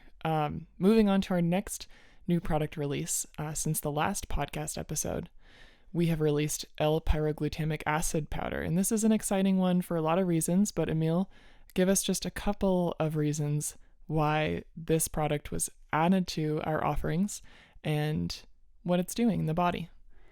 One of the main reasons why we started carrying this, I actually can't really talk about, but you guys figured it out on Reddit already. I'll just say that L-pyroglutamic acid contains a pyrrolidone-based structure, and for those who've been around nootropics for a long time, you'll know exactly what that means, and you'll know exactly why we came out with this product, and it does exactly what it's intended. Has a very nice nootropic effect, but it is a naturally occurring amino acid, which is really interesting, and it's usually in our body, and we actually need quite a bit of it too. But if you take it as a supplement, then you can further enhance these nootropic activities of this already endogenously existing amino acid. And you can get nootropic effects that are very similar to one of the most popular class of nootropics, which, again, we cannot mention the name of, but you are all probably smart enough to figure it out for yourselves. Thank you for that. Very well navigated. So moving on to our next new product release, we've released Nobiletin capsules. And I'm not super familiar with Nobiletin and what its effects are and where it comes from. So will you give me just kind of a background on Nobiletin, what it is and what it's doing? Yeah, Nobiletin is found in various citrus fruits, and actually ours is extracted from Citrus aurantium, which is a bitter orange. And in fact, a lot of our flavonoid-type products are extracted from Citrus aurantium. So another new product that we'll touch on in a second, Apigenin, is also extracted from Citrus aurantium, and hesperidin, which we've had for a while, is also extracted from Citrus aurantium. And then Nobiletin is just one of those other very interesting flavonoids. To get more into its effects, one of the most interesting effects is that it is an AMPA receptor agonist, which, again, if you have been around nootropics for a while, this probably rings a bit of a bell, and enhancing AMPA activity is a really good way to enhance long-term potentiation. So LTP, basically memory formation. So again, Nobiletin is a very interesting natural nootropic. In addition to that, though, and this is where it's gathered a lot of attention recently, is that it may help enhance sleep, which has confused some people because the AMPA effects also cause stimulating effects. And in my experience, and in a lot of people's experience, Nobiletin is in fact stimulating. So seems kind of odd that it would enhance sleep, right? But the interesting thing is it helps enhance circadian rhythms. So it gets our circadian rhythms into a better groove, basically, which helps us sleep better. And it means that you can take this earlier on in the day, and it will help enhance your overall circadian rhythm over time, which will then help enhance sleep quality. And some customers have actually tried this strategy for a while, and it does seem to actually enhance sleep quality. And it would work in a somewhat similar way to melatonin, because that's one of the things melatonin does too. It helps control our circadian rhythms, and Nobiletin does a somewhat similar thing through some different mechanisms. So very interesting if you're looking for nootropic long-term potentiation type effects, but also interesting if you're looking to help enhance sleep quality through a really novel and different pathway. I was just going to ask, it sounds like a different pathway than the pathways for sleep support from our sleep support stack from Natrium Health. Yes, absolutely. Those real sleep stacks are more designed to kind of slow brain activity a little bit by increasing GABA activation. So GABA is one of the main inhibitory neurotransmitters, and it basically decreases neurological activity a little bit, which is nice for getting to sleep. So that's why a lot of sleep products contain GABAergic compounds like lemon balm or magnolia bark or oleamide, and you'll find all of those actually in sleep support. But sleep support is really designed to help get you to sleep and keep you asleep, but it's not necessarily designed to help optimize your circadian rhythm, unless you put in you can order a sidecar of little melatonin capsules with sleep support, and then it gets that circadian rhythm effect there a little bit more. But you could, for example, take sleep support at night and then Nobiletin during the day, help enhance your circadian rhythms, and then put yourself to sleep with sleep support if you have difficulties with that. That's really cool. Sometimes I just get on this train where I'm thinking, I want to stack for everything. And so I was thinking, okay, what could we stack with Nobiletin to get the best sleep benefits, and sleep support was my first thought.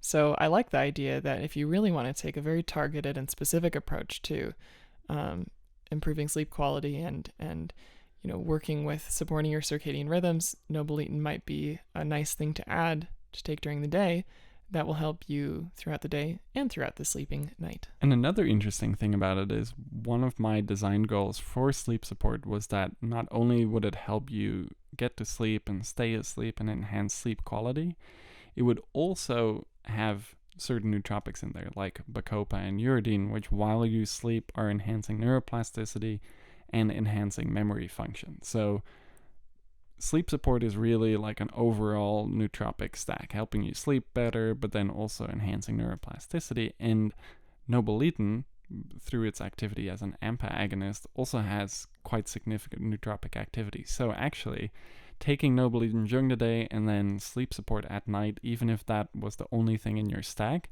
would make for a really good foundation of enhancing overall cognitive function.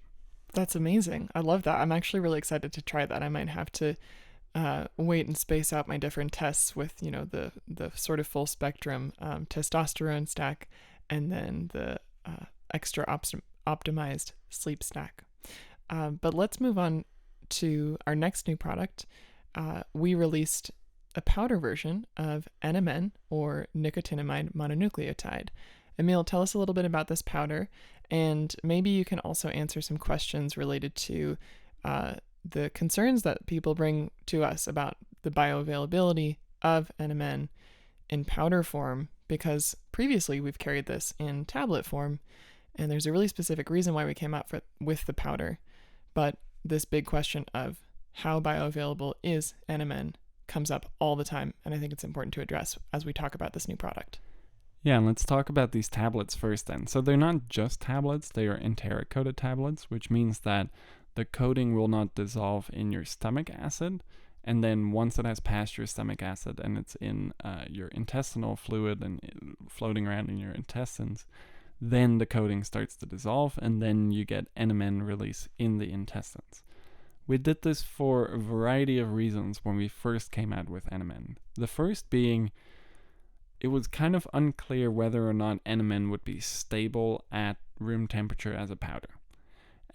One of the reasons for this was that our suppliers were stressing that we needed to store this material at minus 20 degrees Celsius, and there was no way we could get around this. So we kind of went along with this for a little while. We found some data that might indicate, maybe NMN isn't that stable, so we went along with it. But as time went on, we got more and more suspicious of this actually being the case, and we looked around a little bit more, and we looked at some of our older stock, and we realized the stability issue really doesn't seem to be that big of a deal, actually. So that's one of the reasons why we finally cracked and said, okay, well, we can do the powder because we are more confident in the fact that it will stay stable, even in powder form, and not in a enteric-coated tablet. So we do carry the NMN tablets that are enteric-coated, but now the new product that we've introduced and released is the NMN powder. Yeah, and going a little bit further with the tablets still, so we pressed the tablets because that would allow less oxygen to get in, so it would be more stable, and then we put an enteric coating around it, which would then prevent even more oxygen from getting in and interacting with the NMN. So this was kind of one of our stability steps. And then another step in this was that there are specific transporters in your intestines that can transport NMN into your serum. So we didn't want to release the NMN in the stomach, we wanted it to release in the intestines, so it would have a more targeted way of being taken up. So that's one of our ways in which to increase bioavailability. One issue there, though, is that not everyone seems to be able to digest this enteric coating. So some people were actually pooping out entire NMN tablets, which is not good because you do want them to dissolve before you poop them out. And people were finding entire enteric coated tablets in their stool, which is kind of interesting. We haven't really figured out exactly why.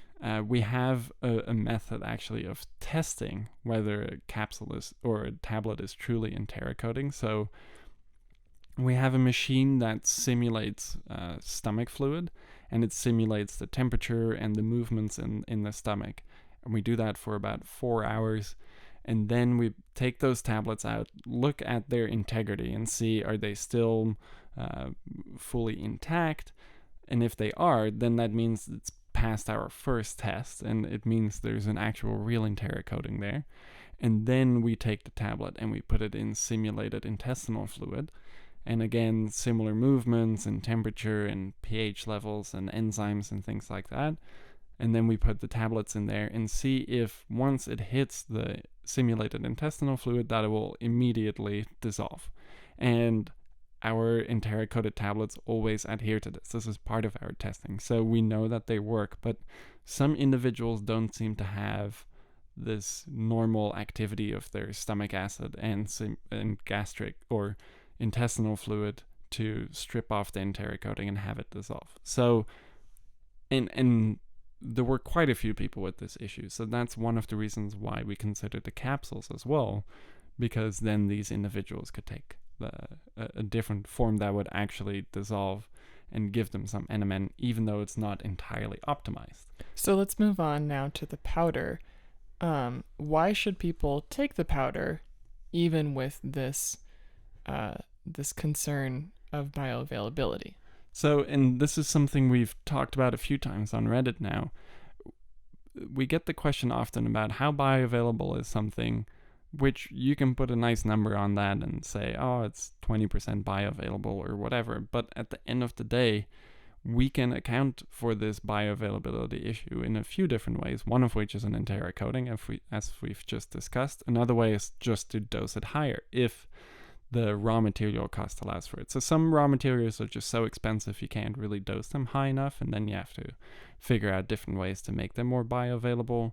For NMN, we're kind of in the sweet spot where it's not the cheapest material on the planet, but it's still cheap enough where you can take a higher dose. So basically, our first solution was an enteric coating.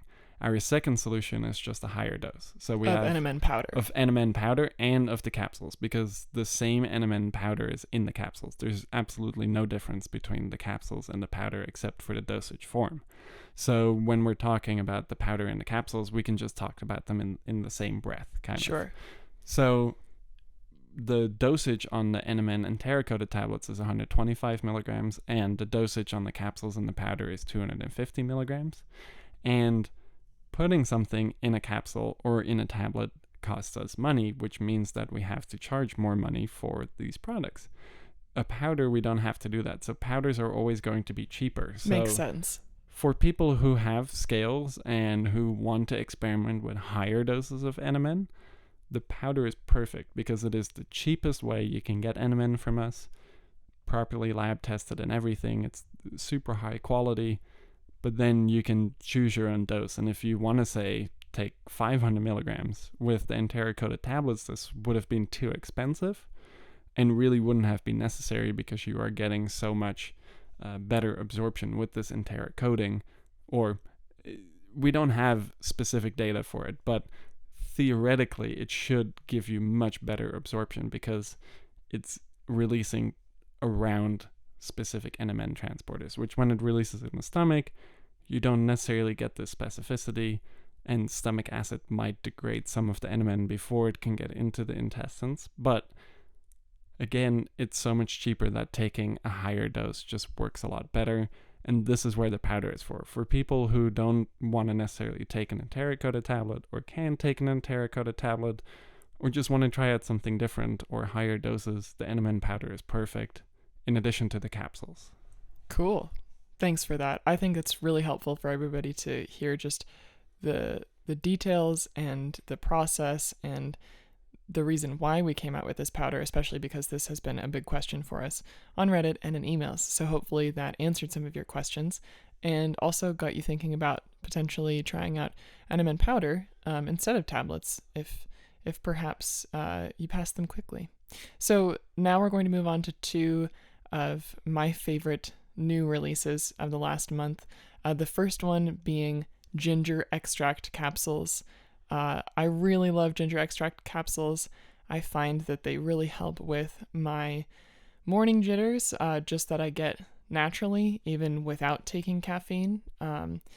I can be very chipper in the morning, but sometimes the chipperness turns into feelings of nausea. And I find that ginger capsules really help me to maintain a sense of calm and feel a little more grounded, especially when I take them first thing in the morning. And I have a very similar experience with them because sometimes my stomach is not entirely happy when I wake up, whether that is some slight jitteriness that I experience in the morning. Maybe you ate too many peppers the night before. Maybe I did some crazy culinary experiments the night before. Whatever it is, I like taking ginger pretty much as soon as I wake up because it helps. Like my stomach just feels a little bit better. Even though I don't necessarily have any stomach issues, my stomach just feels soothed when I take ginger. In addition to, I do think it has some interesting cognitive and mood effects, and it's good for inflammation, and it also seems to be helping with some of my seasonal allergies. So that's something I'm very excited about. Absolutely.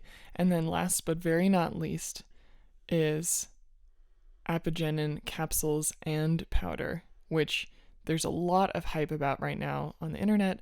Andrew Huberman has talked about Apigenin, and a lot of other people in the nootropics community are talking about Apigenin and its benefits. So Emil, tell us what it is, where it comes from, and why we should all be really excited about this new product release. Yeah, Apigenin is one of the main active compounds in chamomile. So if you've ever had chamomile tea and you like the relaxing effects, part of this is likely because of Apigenin. Of course, there's also some other terpenes in there which have calming effects, but Apigenin seems to be a bit of a star player there. We have taken Apigenin and purified it to a very high level, so pretty much just pure Apigenin. And we were going through a lot of different research, and Andrew Huberman actually, he suggests 50 milligrams, which I think is a good dose as well, and a lot of different people seem to be doing 50 milligrams. But when we were crawling through the research, it seemed like higher doses were actually a lot more beneficial, and have been studied in animal and some human trials as well. So we decided to just go with the slightly higher dose. Slightly higher, 4 times higher.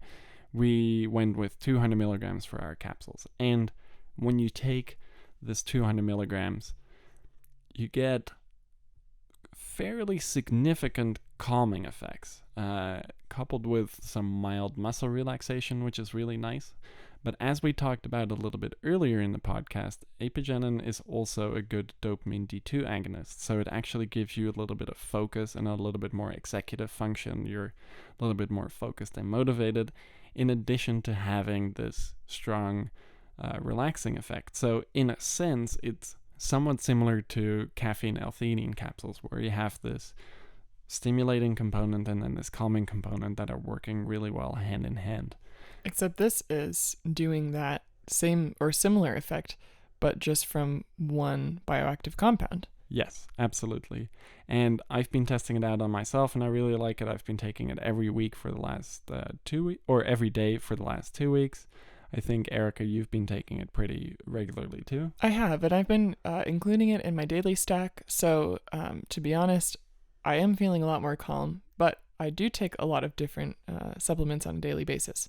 So But if I were to give, tired? No, definitely doesn't make me tired. I really like the addition. Really good thing. Yeah, I really like the addition with the other sort of stress management supplements that I take in my daily stack. If I were asked to give a really specific description of the effects in terms of the sensation or how it feels, I would want to take it just by itself, with no other supplements interacting. Which is something that I'll probably do maybe on an off day coming up. But I really like the addition with my whole stack, and with ginger, it's like a double punch in the face of a freak out or a nauseous or a jittery moment. And I think it's a really great addition for anyone who loves Panamax or anybody who likes caffeine L-theanine, like Emil was saying. This could be a fun new product to try. Maybe you want to combine it with your stress management stack, or perhaps you might want to try something new just for fun to see.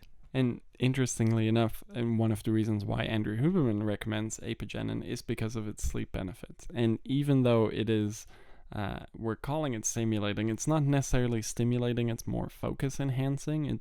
It's not necessarily a wakefulness type effect. So you can actually take this before bed as well, and it will help enhance sleep quality. And one way in which I actually like taking Apigenin, and one reason why I asked Erica earlier, does it make you tired, is a lot of calming supplements also have sometimes it's desired and sometimes not, but it can make you tired. And I'm always a big fan of calming things that have a mood enhancing component and that don't produce much lethargy. And Apigenin is one of those. And with those kind of compounds, I like to take it after work to relax. Instead of drinking a beer or something after work, I'll just take some Apigenin and have this nice, relaxed yet uplifted feeling that allows me to really relax and read a book or watch a movie or play a game or something, and just really relax and prepare myself for the next day and prepare myself for bed. Something like Apigenin is really nice. This makes me think that I want to compare my favorite calming supplement, Cellulose Sage, with Apigenin to see what the difference is, because I definitely don't feel particularly stimulated by sage, although it's certainly a mood booster for sure. But I'd be curious to just compare them side by side, because I have a feeling that I might notice some interesting effects and differences between the two, because sage is kind of my go-to when it comes to like time to wind down or time to relax, time to let go, even though Apigenin sounds like it's offering some of these similar effects and maybe a little bit more stimulation, not quite as intensely calming as Cellulose Sage. Yeah, and for me, I might actually compare it, or might even stack it, and that's something you can consider too, stacking Apigenin and Cellulose Sage. And for me, I would want to compare the Apigenin versus the Kava, which is one of my other favorite, like after work, relaxing, read a book type of supplements, is Kava. And I actually think that combining Apigenin with Kava would further round out the effects and might actually be really nice. But I'm actually curious to compare them too. And actually, another report of one of our colleagues taking one of these things. Yesterday, actually, I gave one of my colleagues some Apigenin, and she took it this morning, and she reported really nice effects. Right around 45 minutes, it kicked in, and it gave her a nice focused feeling without making her jittery, which is something she often has issues with, so she can't really take caffeine. Even something like caffeine L-theanine might be a little bit too much for her at times, but Apigenin was one of those things that gave her a nice boost in focus and relaxation that helped her really get into her work. So that's exciting. So maybe for people who are extra sensitive to caffeine, or, you know, for all of you out there who are tea drinkers, you're probably familiar with chamomile tea, but perhaps Apigenin is a good option for you, rather than caffeine on a daily basis, or maybe alongside your manageable caffeine doses from tea. Take some Apigenin, and it could have some nice kind of lifting effects early on in your day. Absolutely. Very cool. Well, I'm really excited about all of these new products that we've released over the last month. So if you're curious to check them out, you can visit our website and go to new product releases. We have a tab in our menu with all of these products featured. And now we're going to move on into the absolute best part of the podcast, which is answering your questions from Reddit. We got a lot this time. Absolutely. Every single month before we release our new podcast episode, we tell you what the topic is, and we ask you for your questions because we want to know what you're curious about when it comes to testosterone, testosterone supplementation, testosterone management, stacking advice, dosing, cycling, the whole lot. And boy, you really delivered a lot of questions. So thank you so much for your participation. We're going to continue asking for your questions in all future episodes of In Search of Insight. So don't stop them from coming. Let's jump right into it. Let's start with questions about stacking for testosterone support. Our first question comes from rsawdirty2. Very interesting username. And I'm going to paraphrase this question a little bit. So the question is, what supplements should I stack with Tongkat Ali for maximum testosterone support? For example, Shilajit, Cistanche, etc.? And how much of these other supplements should I add along with my Tongkat Ali for a great testosterone supplementing support stack? I guess we've already kind of answered this question throughout the podcast. So one of them is Shilajit, which we talked about in depth a little bit more. Another one being Cistanche, of course. So my ideal Tongkat stack would be Tongkat. For me, the 2%. I like the 2% more. I know there's a lot of division there. Erica likes the 10% more. I know most people in the office like the 10% more. For some reason, I like the 2%. So for my ideal stack, it would be the Tongkat 2%. It would be the Cistanche. It would be Apigenin, Shilajit, maybe Shoden if I'm having some issues with stress, because Shoden can help with stress management, but it may also help with testosterone synthesis. Similar to Shilajit, helps enhance some testosterone synthesis by enhancing the enzymes that produce testosterone. Then on top of that, I would also add some creatine like we talked about. Get some of those DHT benefits, some more ATP synthesis benefits, and I think that would make a very good strength stack. So to kind of summarize, Tongkat Ali, Cistanche, creatine, Apigenin, Shoden, perhaps. And in terms of doses, just follow our dosing recommendation. We spend a lot of time figuring out exactly what to dose it at, so this is the best information you're going to get. Just stick with our doses, and if you feel like you want to take a different dose, then you have to look at different dosage levels that will work with you, and do some research on it and try it out yourself and see what doses work best. But for the general population, we feel that our dosing recommendations are very applicable to most people. Awesome.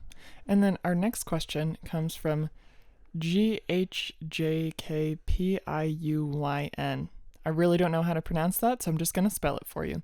And their question is not exactly testosterone related, but can you talk about supplements that would stack well with those two, similar to our earlier question? But they're saying, for example, epicatechin, which is part of your strength and muscle mass stack, and that's not something we've talked about yet in this podcast.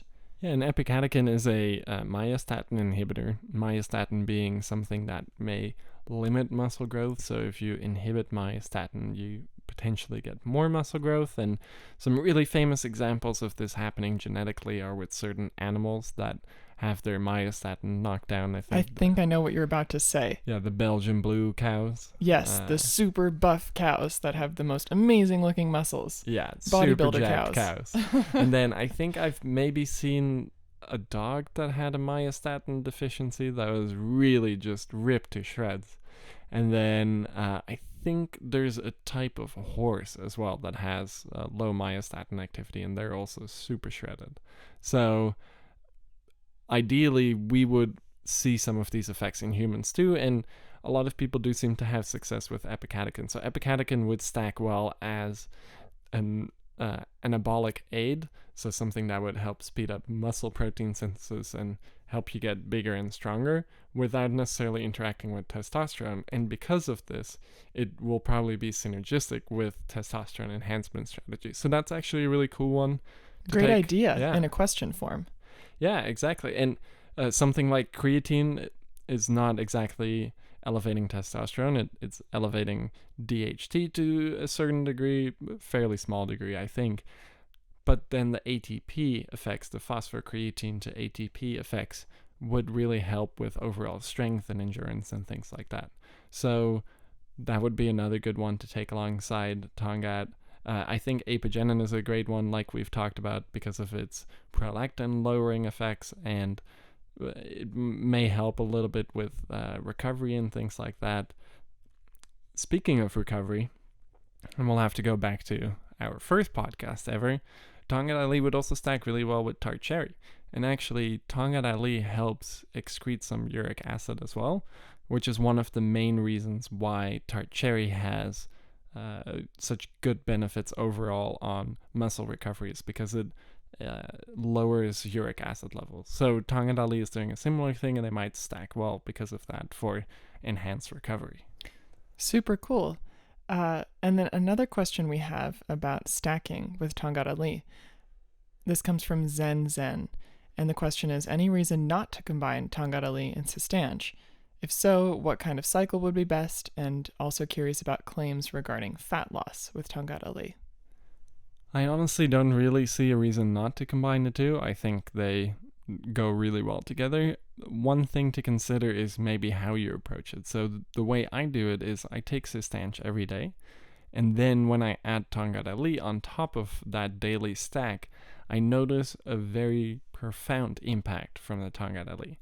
Something that I didn't necessarily notice when I was just taking Tongkat Ali by itself long term. So it seems like taking Cistanche is kind of priming my system for the effects of Tongkat Ali, which makes sense because one of the things Cistanche does is it elevates luteinizing hormone levels, and luteinizing hormone levels then also likely increase the density of Leydig cells, which means there are more Leydig cells available for testosterone production, which means that when I add Tongkat Ali in there, which stimulates these Leydig cells to actually make more testosterone, then because there are more Leydig cells around, I get a greater response when I'm taking Cistanche regularly, and then when I need like a little bit of a nitrous boost, you know, like in those old car racing games, then I take some Tongkat Ali and really push my performance to the next level. Nice. I like that example you used. Oh yeah, and then fat loss. So yes, let's talk about that a little bit too. I don't think Tongkat Ali necessarily would help specifically with fat loss. I think there are some metabolic health benefits to it, but it's not going to be a really strong fat loss agent. In fact, not a whole lot of things are really strong fat loss agents. You have to lose that fat through diet and exercise. But one thing, when you are limiting your calories, then you are also at risk of not only losing fat, but also muscle. So that is where Tongkat Ali comes in. So if you want to lose fat weight or just overall weight, but you want to maintain your muscle mass, having some extra testosterone around is really good for that. So you can maintain that muscle mass because of the extra testosterone while you're losing weight. So it's not necessarily going to help you lose weight, but it's going to help how you lose weight. I like that. A little bit more nuanced.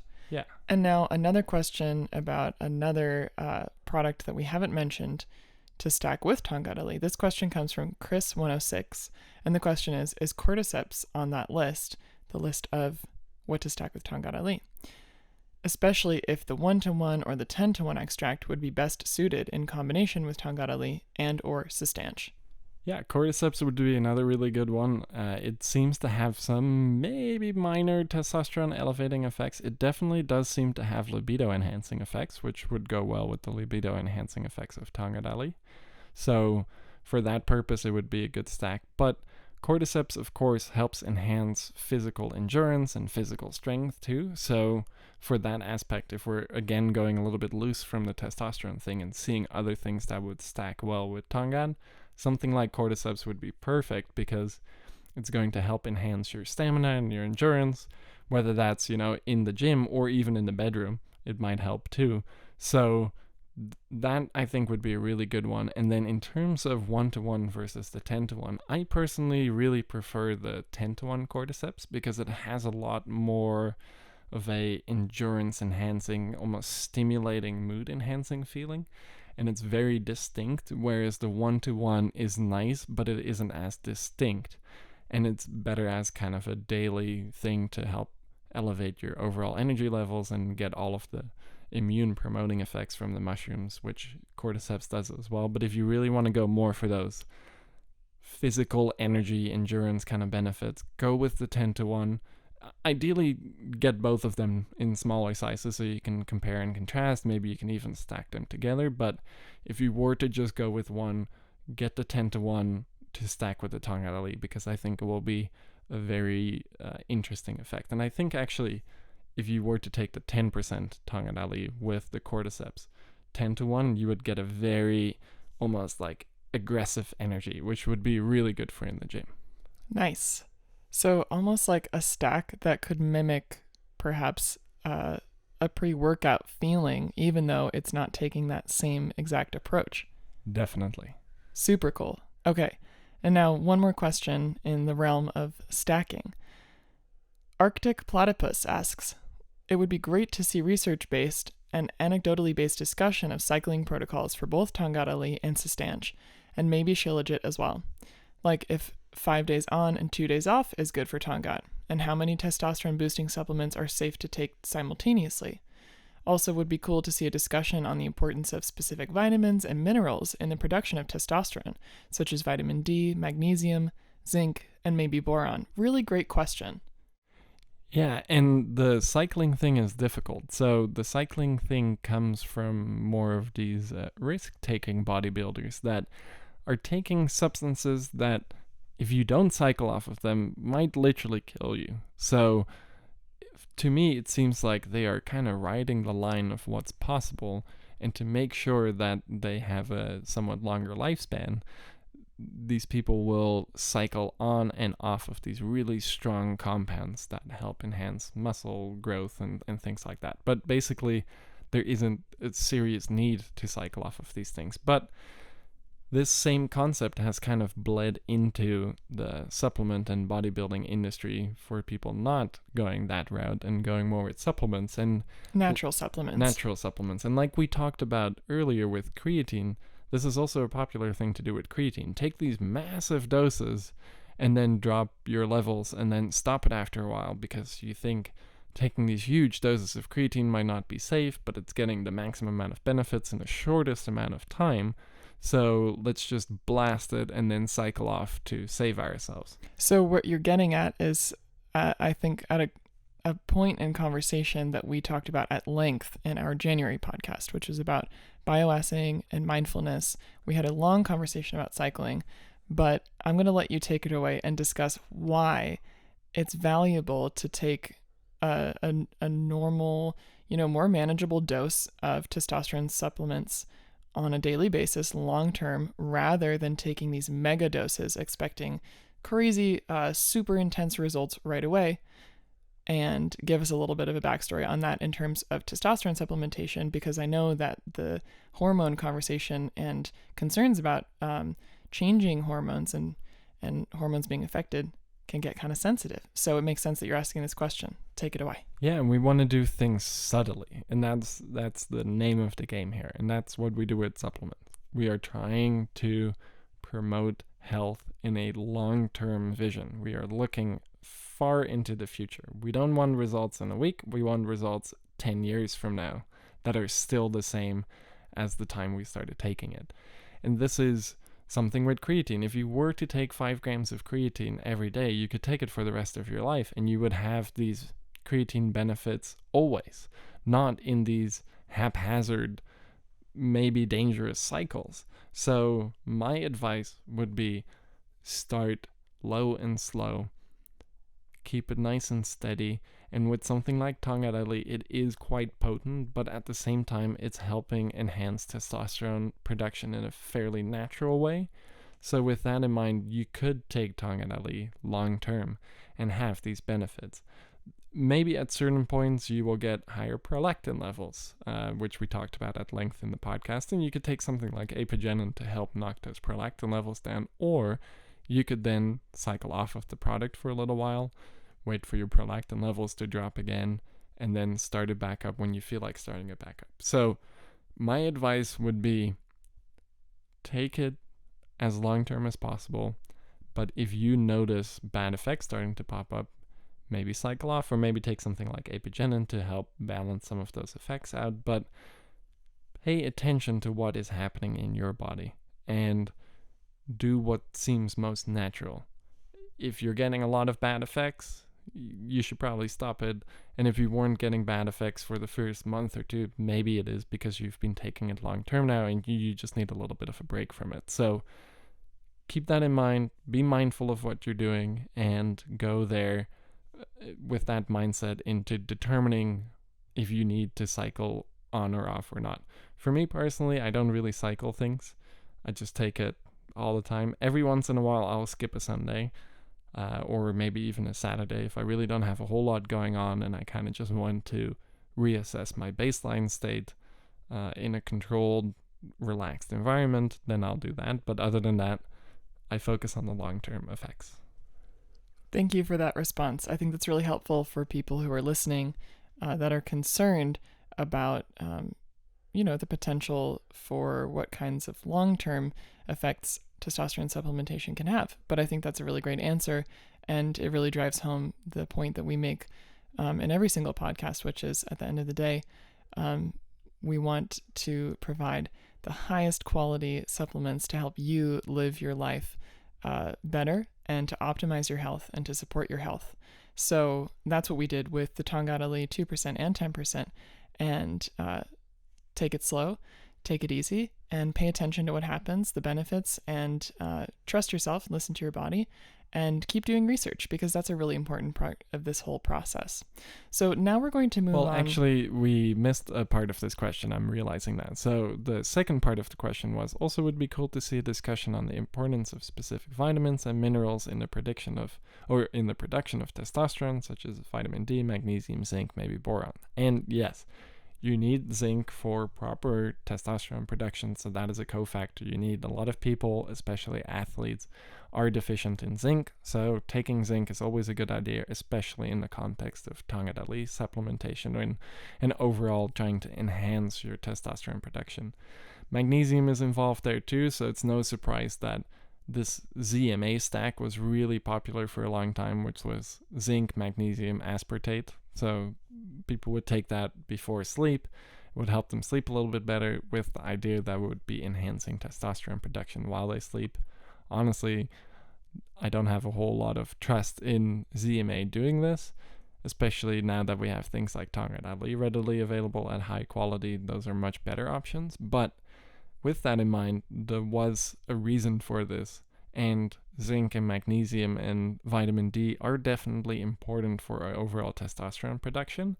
And this is why we also always say, and not just us, a lot of people in the industry say the most important thing is to make sure that you're sleeping well, you're eating well, you're resting well, and you've got your basics covered. So magnesium, a lot of us are deficient in magnesium. If you don't have enough magnesium, it will impact a lot of things negatively: cognitive function, muscle function, testosterone production. Same exact thing for zinc, same exact thing for vitamin D and vitamin K2. So getting those basics covered first, making sure that you're getting enough of these essential micronutrients consistently on a daily basis is really important, and is important not just for testosterone production. So you want to have adequate levels of these around at all times for all purposes, including testosterone production. So now we're going to move on to another category of questions. And this I'm particularly interested in the responses for, because these questions are about testosterone in women. So we're going to start with Wanto Conero's question, which is, it would be interesting to hear about how these supplements affect women and older people of both sexes, and any possible benefits, side effects, or risks to consider in these groups. Yeah, contrary to popular belief, women also need testosterone, and testosterone wouldn't necessarily give women facial hair and Adam's apples and stuff like that. In fact, the facial hair thing, we talked earlier about DHT playing a role in baldness, but it also plays a role in facial hair growth. So DHT is maybe something we want to look out for, but testosterone, women need it for libido, for building muscle, also for confidence, and for overall mood and things like that. So very important. And actually, since Erica has been looking into this herself and has been trying out some testosterone supplements for a while now, I'm actually going to let you answer the rest of this question. Okay, so just to give a general overview, I started taking Cistanche, I want to say about 4 months ago, daily. And the one thing I really noticed about Cistanche when I first started taking it was the mood boosting and the calming effects of it. It honestly felt like one of the most effective calming supplements I've ever taken, even alongside of my favorite calming supplements like Sibelius sage or lemon balm, for example. I take the Cistanche tablets, and I find that it's really, really important in my daily stack to take Cistanche, because it just gives me this seriously calming and grounded feeling, but it doesn't affect my energy levels. It doesn't make me feel super stimulated or particularly up or down. It's just like this nice kind of across the board calming mood boosting effect. And then when I started taking Tongkat Ali a few days ago, I really noticed a huge effect from the Tongkat Ali 10%, primarily with confidence and motivation. So generally speaking, I can be somewhat of a fickle and picky person, and I really pay attention to details, and I can be very particular about certain situations, whether it's in my social life or in my creative endeavors. And I have found that since starting to take the Tongkat Ali 10%, I'm really able to address issues that would normally make me frustrated or normally feel somewhat emotionally or cognitively challenging. And rather than being stopped by those feelings or those obstacles, it's like I bulldoze straight through them. And as soon as the obstacle pops itself up or I become aware of it, I make it my point to be swift and direct in addressing that obstacle, which has meant that for the past couple of days, I feel great. I feel confident.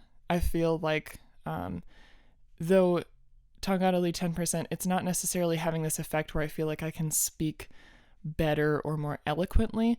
I feel more confident in what I'm saying and how I'm communicating, and the fact that there feels like there's more of a connection between, my thoughts and my body sensations on the inside and how I'm able to translate that and put that out into the world. And speaking of your body, so we're covering the psychological effects now. What have you noticed physically? Physically, I would say I noticed more muscle tone. I think this is likely due to having taken Cistanche for a couple months. I noticed that I'm building muscle even though I'm not working out in the gym, but other exercises or other activities that I'm doing in my day-to-day life really require a lot of focus on posture and specifically like core strength and upper body strength. And I found that by taking Cistanche for this extended period of time, that I've been able to build strength in my core and in my posture, which is really helping me to just avoid repetitive stress injuries. But also, I've noticed that I just have this feeling of calm, and so I have less issues with like nausea, less issues with, certain digestive discomforts that I might have on a day-to-day basis, and just generally, like, I just feel better physically. Perfect. And I think this is a thing a lot of women can experience if they open their minds to some extra testosterone, which I think through years of stigmatism, it's kind of like testosterone is for men, women can't touch it. Similar to how, estrogen is for women, that men should stay far, far away from it. And that's another common myth. Men need estrogen just as much as women need estrogen. So we should consider, for all sexes, supplementing with something like Tongkat Ali. Absolutely. And have you noticed any negatives for yourself? No, really the only thing that I've started to think about is, the long-term effects and what kinds of effects testosterone supplementation has on things like fertility and my menstrual cycle, and just these other cycles that I experience as a woman. And I think if I can use my personal experience related to my menstrual cycle, I would say that after starting some testosterone supplementation, I experience less intense PMS symptoms, specifically for mood. I think the physical symptoms of PMS cramping are also alleviated somewhat, although this varies depending on other environmental factors. But I would say in general, it does make my menstrual cycle less extreme and less intense. Perfect. Another kind of data point that testosterone is important for women and might underlie some of the negatives during menstrual cycles and could maybe help that. Absolutely. And then to answer the second part of this question, which is how Tongkat Ali might benefit older people of both sexes, we've heard a really great array of reports from our coworkers and from some family members of coworkers who are older and who have been taking Tongkat Ali and really, really loving it for the motivation effects. It's helping performance in the gym. It's helping mood and just in general, really amazing and astounding to see just how effective the Tongkat Ali 10% in particular is for so many people. And Emil definitely likes the 2% more, but we find that a lot of people, a lot of our coworkers really do love the 10%. And I think for older folks, the 10% seems to be really effective because it's a very direct and a very specific effect from that extract.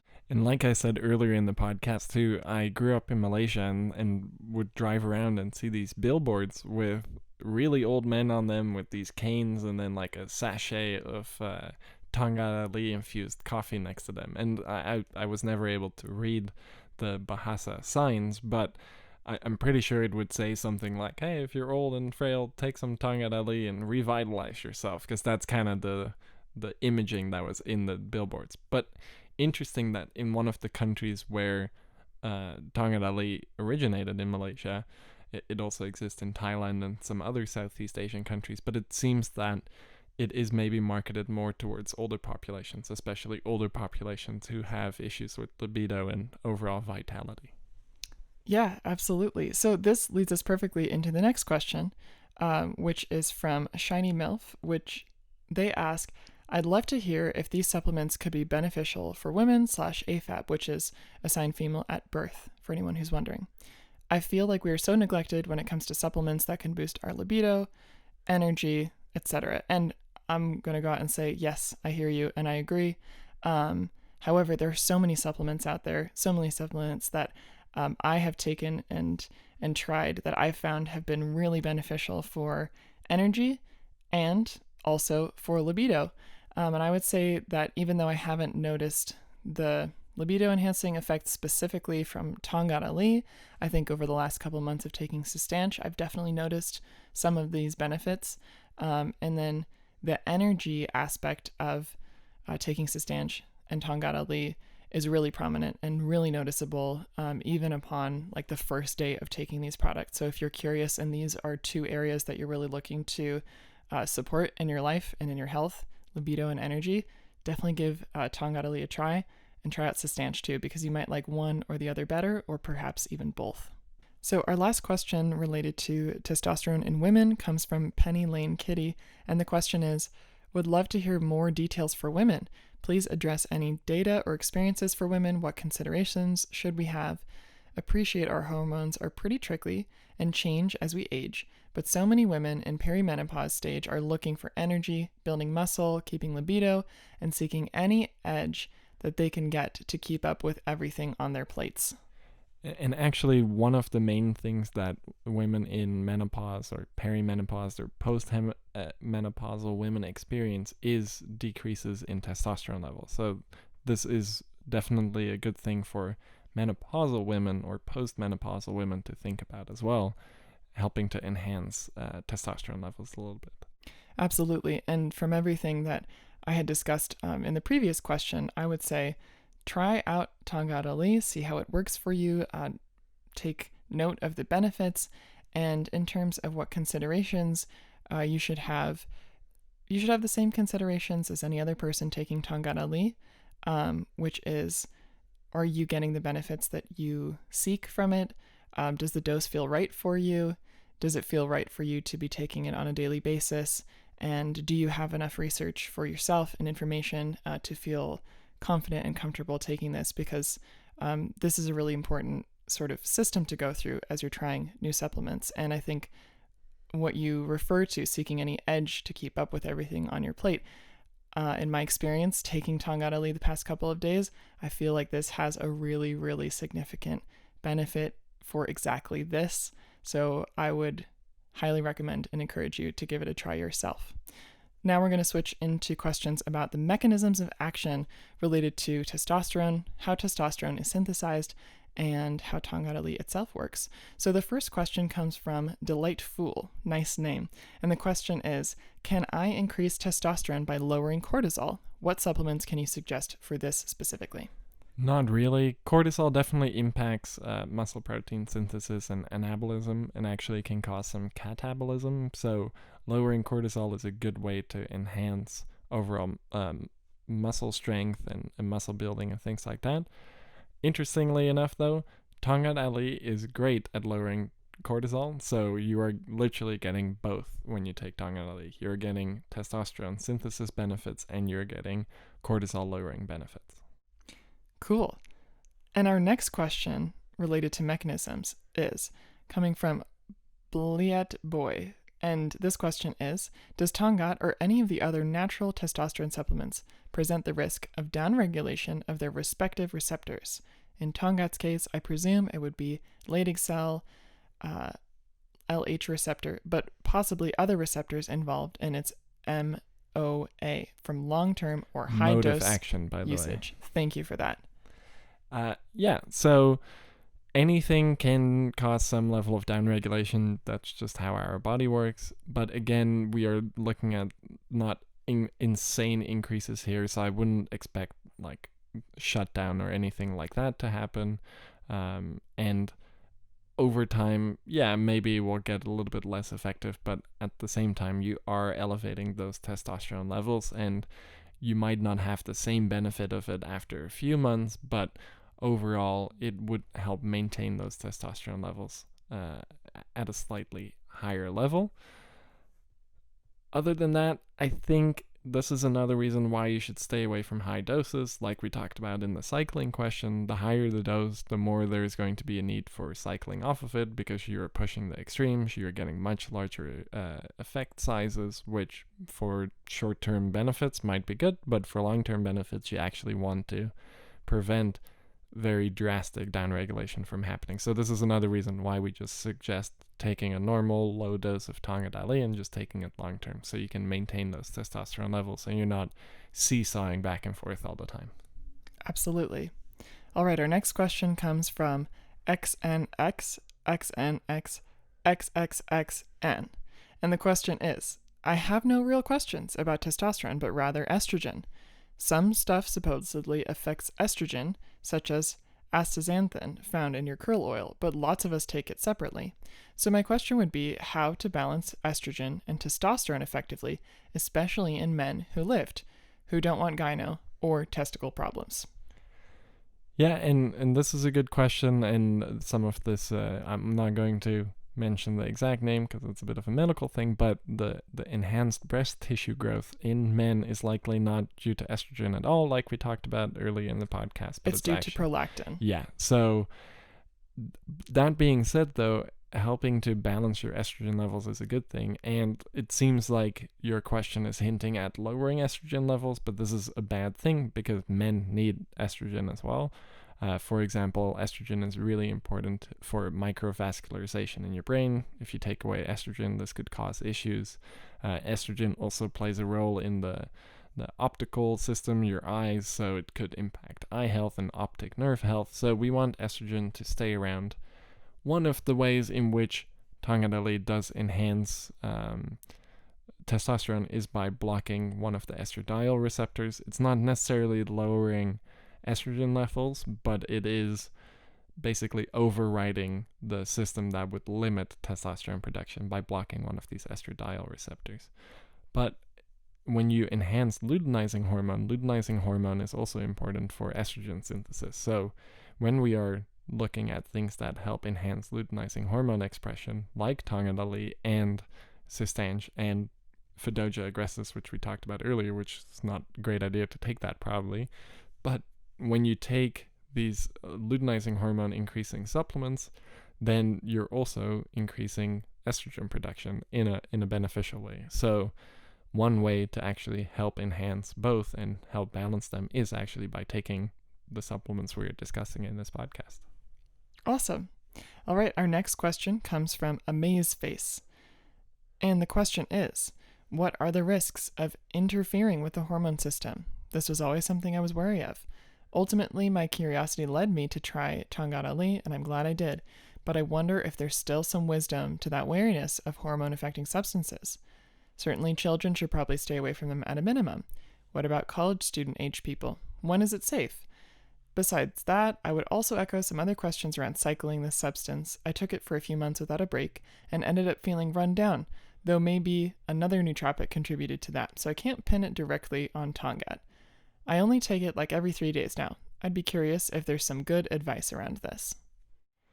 Yeah, so the hormone system is a little bit trickier and not as well understood as other systems in the body, but another thing is the hormone system usually gets abused to no end, and this is something we don't necessarily see with a whole lot of other things, other than when we're looking at drug abuse or something like that. But in some of these bodybuilding circles, the hormone stuff they're doing there is definitely really pushing the limits, and I think we base a lot of our public perception about hormones on that kind of stuff, on things like birth control and some of this performance enhancing stuff. But we're not really in that area at all, and we're looking at more natural ways of just optimizing and enhancing testosterone synthesis, and by just elevating it a little bit to where it is at more normal levels if your testosterone is low, or if your testosterone is at a more normal level to kind of get you a little bit more testosterone. But it's not really getting massive increases of levels of testosterone that your body would never see. We are more mimicking youthful levels of testosterone, and this kind of brings us to the children thing. And no children should be taking any supplements, to be honest, until the age of 18, or unless you have some very serious doctor supervision, which is also why it says that on our labels. But after the age of 18, you could potentially take something like Tongkat Ali, but again, at the age of 18 and below that, your testosterone levels are probably quite high, and you are doing a lot of muscle protein synthesis. So is there really a need for it? Would it really do anything if your testosterone levels are already that high? Once you are past the age of 18, maybe you're 22, 23, 24, something in that age range, and you're starting to get more stressed, and your nutritional intake starts to degrade a little bit because you're in college and you're probably pounding beers all weekend long like I did, then taking something that helps enhance testosterone production is probably a good thing, especially as we start to get a little bit older. So that being said, you can try it if you're college aged. Stay away from it as a kid. You don't want to take anything under 18 anyways, and you probably really don't need it anyways. Nice. I like that response. So moving nice and quickly on to our next question from Nightwave. I'm interested in Tongkat Ali's ability to inhibit aromatase. I've seen people mention this a lot, but I wonder if there's any evidence to back that up or how strong the inhibition is. I haven't gotten blood work to support this, but I seem to get high estrogen sides when I use your 10% extract daily, and I expected it to have the opposite effect. So Emil, what say ye? Again, we're not really talking about enormous increases in testosterone that you would never see in a normal human being. We're more optimizing overall testosterone. With that in mind, we're probably also not seeing a ton of testosterone being aromatized into estrogen, and Tongkat Ali does seem to have some mild anti-aromatase activity, which would help prevent some of this conversion of testosterone to estrogen. But like we've been touching on a lot, I think we are oftentimes misreading the negative effects we're getting, or misattributing the negative effects we're getting with some of this hormone stuff to estrogen when it is really prolactin. So again, I think prolactin is the culprit here.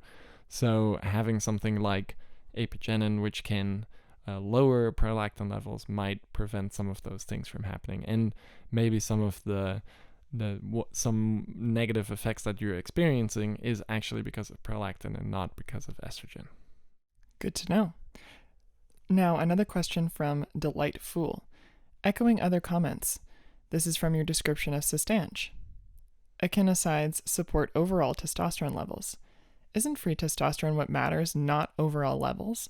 How do we finesse this? The role of aromatase inhibition. Does testosterone affect dopamine, motivation, mood? And if so, what's the general significance? Yeah, so you have indeed bound testosterone bound to sex hormone binding globulin, SHBG, and then testosterone bound to albumin, and then you just have free testosterone. Free testosterone is what is interacting with the androgen receptors and is causing the effects that we want.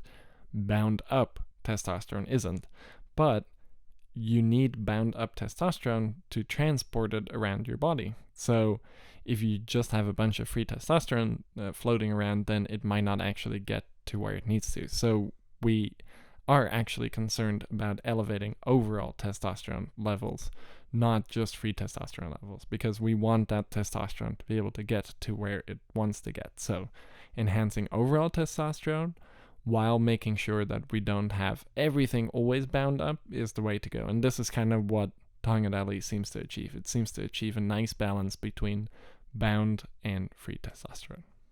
Awesome. And now we're going to move on to a really interesting selection of questions about cholesterol and testosterone. So our first question comes from Hurricane, and the question is, I would be interested in learning more about the relationship between Cistanche and cholesterol intake, as well as Tongkat Ali with iodine. I've read some people and Mr. Eurycomanone talking about it on the subreddit. Yeah, so testosterone is synthesized at the end of the day from cholesterol, so you need cholesterol to help enhance testosterone synthesis. It doesn't necessarily mean eating more cholesterol containing foods is going to help enhance testosterone synthesis. That would be nice. It would be nice. and if anything, we usually have too much cholesterol floating around. And I would say we're probably never really in this situation where we just have such low cholesterol levels that we can't really make testosterone from it. So that's why when we're adding things like Tongkat Ali or Cistanche, we do get fairly good testosterone synthesis enhancing abilities from cholesterol without really messing with cholesterol too much. That being said, perhaps because more cholesterol is being turned into testosterone, potentially it could be seen as that is a cholesterol lowering strategy, except we're not burning through grams of cholesterol to do this. We're burning through small amounts to produce relatively small amounts of testosterone, because we're talking about testosterone in like 10, 20, 30 milligram levels floating around. We're not talking about grams floating around like we do see with some other endogenous compounds like glutathione and things like that, which are present in grams, but you won't see a huge drop in cholesterol levels likely from enhancing testosterone synthesis. The iodine thing is interesting. I'm still not entirely sure why this helps, but it might have something to do with thyroid hormones and how this interacts with Tongkat Ali. So that's kind of, I think, where we're looking at this. It does seem like taking some iodine with Tongkat Ali is nice, and actually we could probably all take some more iodine because we are likely a little bit low in iodine, which is also why sometimes you see warnings on table salt that it says this is not a good source of iodine, or sometimes you see iodinized salt, because it does seem like we are all a little bit low on iodine. So taking some extra iodine is not a bad idea, and especially if it seems to enhance the activity of Tongkat Ali. Awesome. Our next question comes from a frequent question asker, Solo the Sensei, and this question is, if testosterone is ultimately made from cholesterol, then what part of the conversion process usually goes wrong that leads to low testosterone, assuming adequate cholesterol intake? I know ND has a few products that help and would love to get a broad overview of how they fit into the picture, perhaps as cofactors or enzyme activators. Excellent question, as always.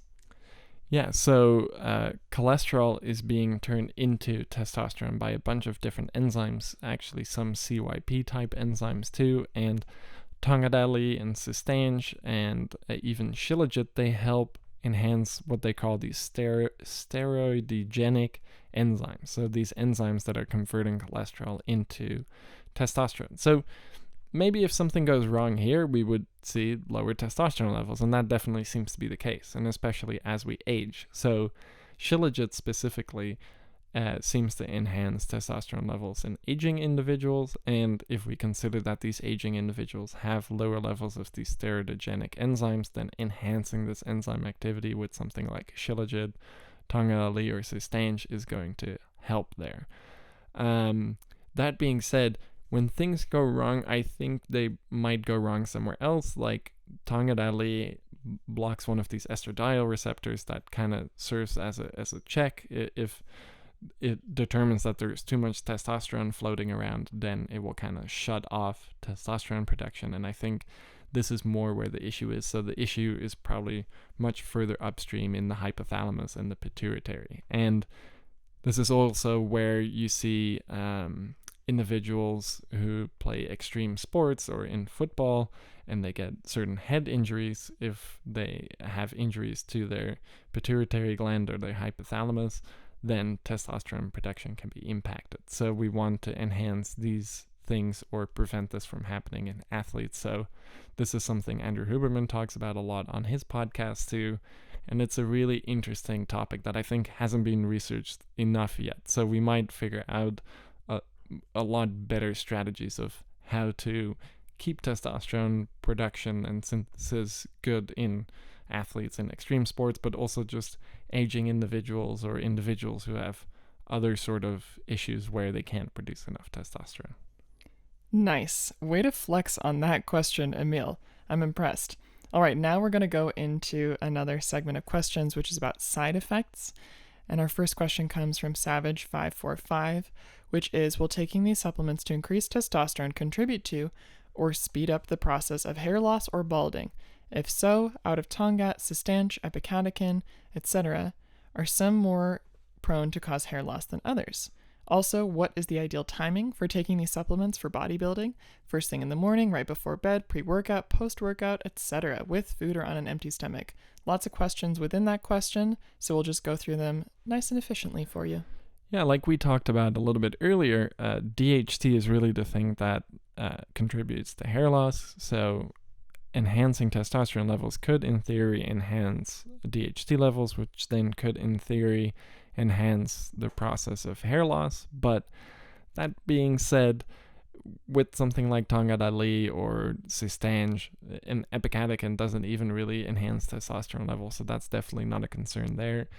And the level at which testosterone is being enhanced by things like Tongkat Ali and Cistanche, I don't think you're going to get massive increases in DHT like some of these Mr. Universe type bodybuilders see, which is why they're mainly all bald. We're likely not seeing that here, so I wouldn't really worry about that. It's another thing with creatine. Even though creatine enhances DHT levels, we don't see people suddenly losing their hair because of the extra little bit of DHT from creatine. There are some things you can do to help prevent some of this DHT from being formed, but at the end of the day, we need DHT. DHT also has an effect on our cognitive function and muscle growth, and it's an important compound to keep around. So that being said, I just really wouldn't worry that much about DHT in a supplementation setting. Awesome. And now the second part of this question, which is, what's the ideal timing for taking these supplements for bodybuilding? First thing in the morning, right before bed, pre-workout, post-workout, etc., with food or on an empty stomach?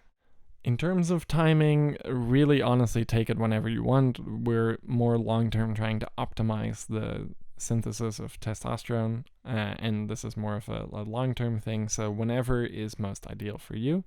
I will say, because Tongkat Ali does have a bit of a calming effect and it can knock down cortisol levels, this could be a really good thing to take post-workout, for example, because after your workouts, cortisol spikes, so you could help blunt some of this exercise-induced cortisol spike, which could be catabolic, by taking some Tongkat. This is another reason why people like to take carbohydrates after a workout, because carbohydrates help blunt that cortisol response too. But taking something like Tongkat Ali after workout might have this double benefit of knocking down that cortisol, enhancing anabolism, and then also enhancing overall testosterone levels. Then in terms of with food or without food, if you can handle the Tongkat Ali on an empty stomach, which not everyone can, then just take it on an empty stomach, because it will cause faster and more complete absorption.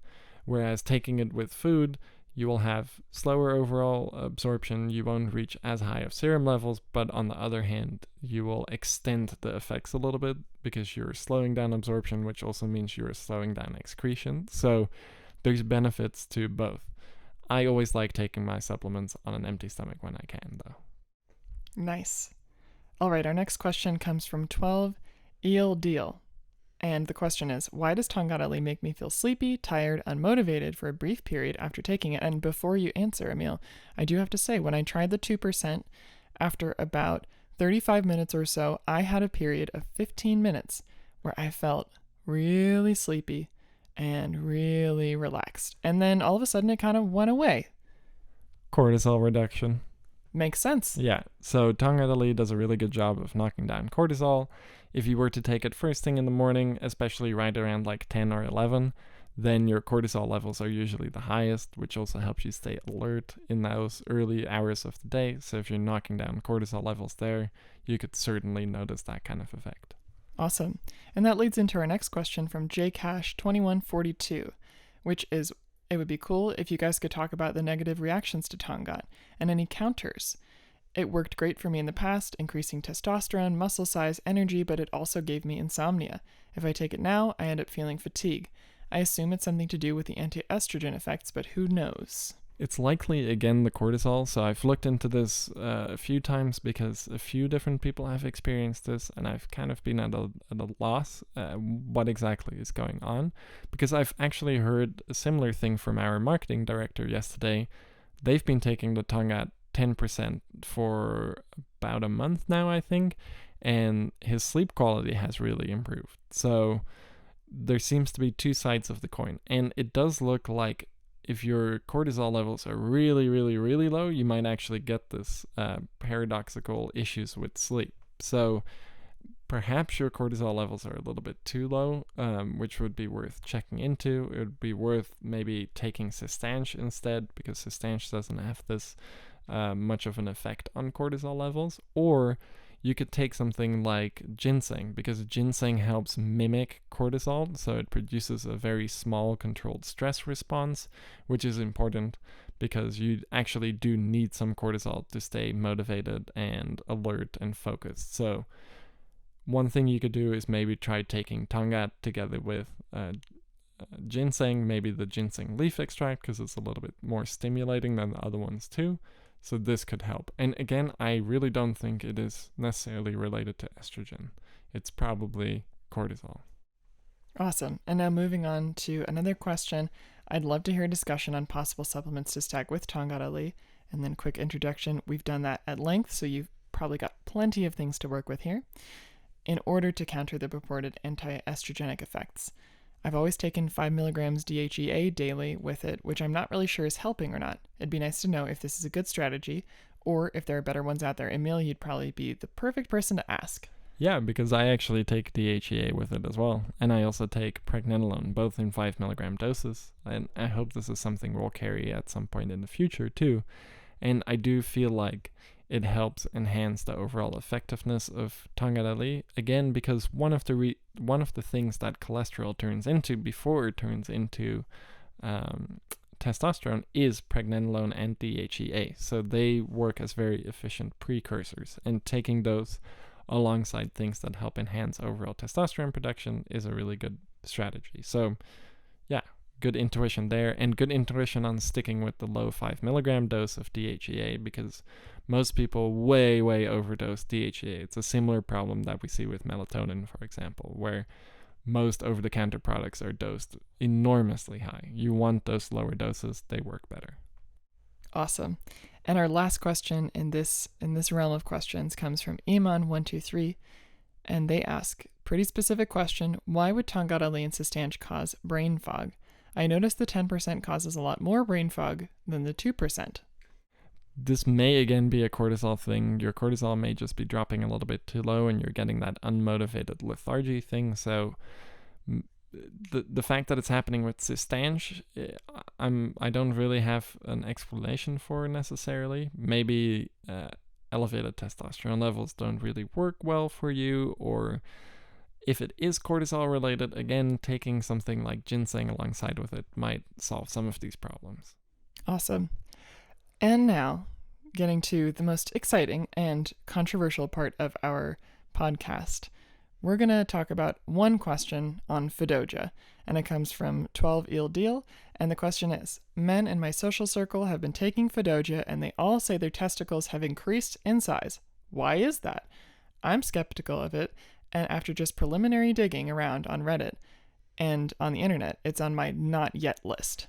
And it's on my not yet list too, because this testicle enlargement effect is being attributed to this effect on luteinizing hormone, which, as we talked about a little bit earlier, enhanced luteinizing hormone production will also enhance the density of Leydig cells and may grow the testicles because of that. But in some of the studies I was looking at, the testicular increases or size increases may also be an indication of its potential testicular toxicity. So it seems to mess with some other enzymes in the testicles that might cause them to swell a little bit and get bigger. So yeah, maybe your testicles are getting bigger and maybe this is what you want, because we all want big balls, right? But at the end of the day, this might actually be a sign of toxicity. So another reason not to take Fadogia. Like we've talked about in the actual body of the podcast, there are some toxicity elements that have not been properly explained away yet by science. So it might have testicular toxicity, it might have liver toxicity, and it might have kidney toxicity. So before we know more, I'm going to keep this one on my not yet list. Awesome. And last but very not least, we have questions about other testosterone supplements. The first one coming from the Optimizer, who is asking great questions on a lot of our podcasts. And this one is also, are there any studies indicating that Shilajit actually increases testosterone? And is washing down Shilajit with tap water actually a concern at normal chlorine levels, or is that a myth? So there is some evidence that Shilajit enhances steroidogenic enzyme activity, part of the thing that takes cholesterol and eventually turns it into testosterone. But this effect really seems to work the best in older individuals or individuals with impacted enzyme activity there. But in older individuals, there is actually human clinical data showing increases in testosterone. So there is some evidence for it. Whether or not this happens in young, healthy people is a bit of a question mark, but the evidence and the mechanisms are there for supporting testosterone synthesis, but not really at the same magnitude as something like Tongkat or Cistanche. And then for the remaining part of the question, is washing down Shilajit with tap water a concern at normal chlorine levels? Yeah, so this is a bit of a question mark too, and the data is there to show that chlorine interacting with Shilajit is potentially not good. So I would just say skip this, and Shilajit tastes kind of gross anyway, so it's probably better to take it in a capsule or in an oblate disc anyways, and then you would prevent this issue of potentially Shilajit interacting with chlorine. Good to know. All right, our next question comes from Lewane, and the question is, can you talk about the mechanism of Tribulus? Is there any synergistic effect with combining Tongkat, Cistanche, and Tribulus?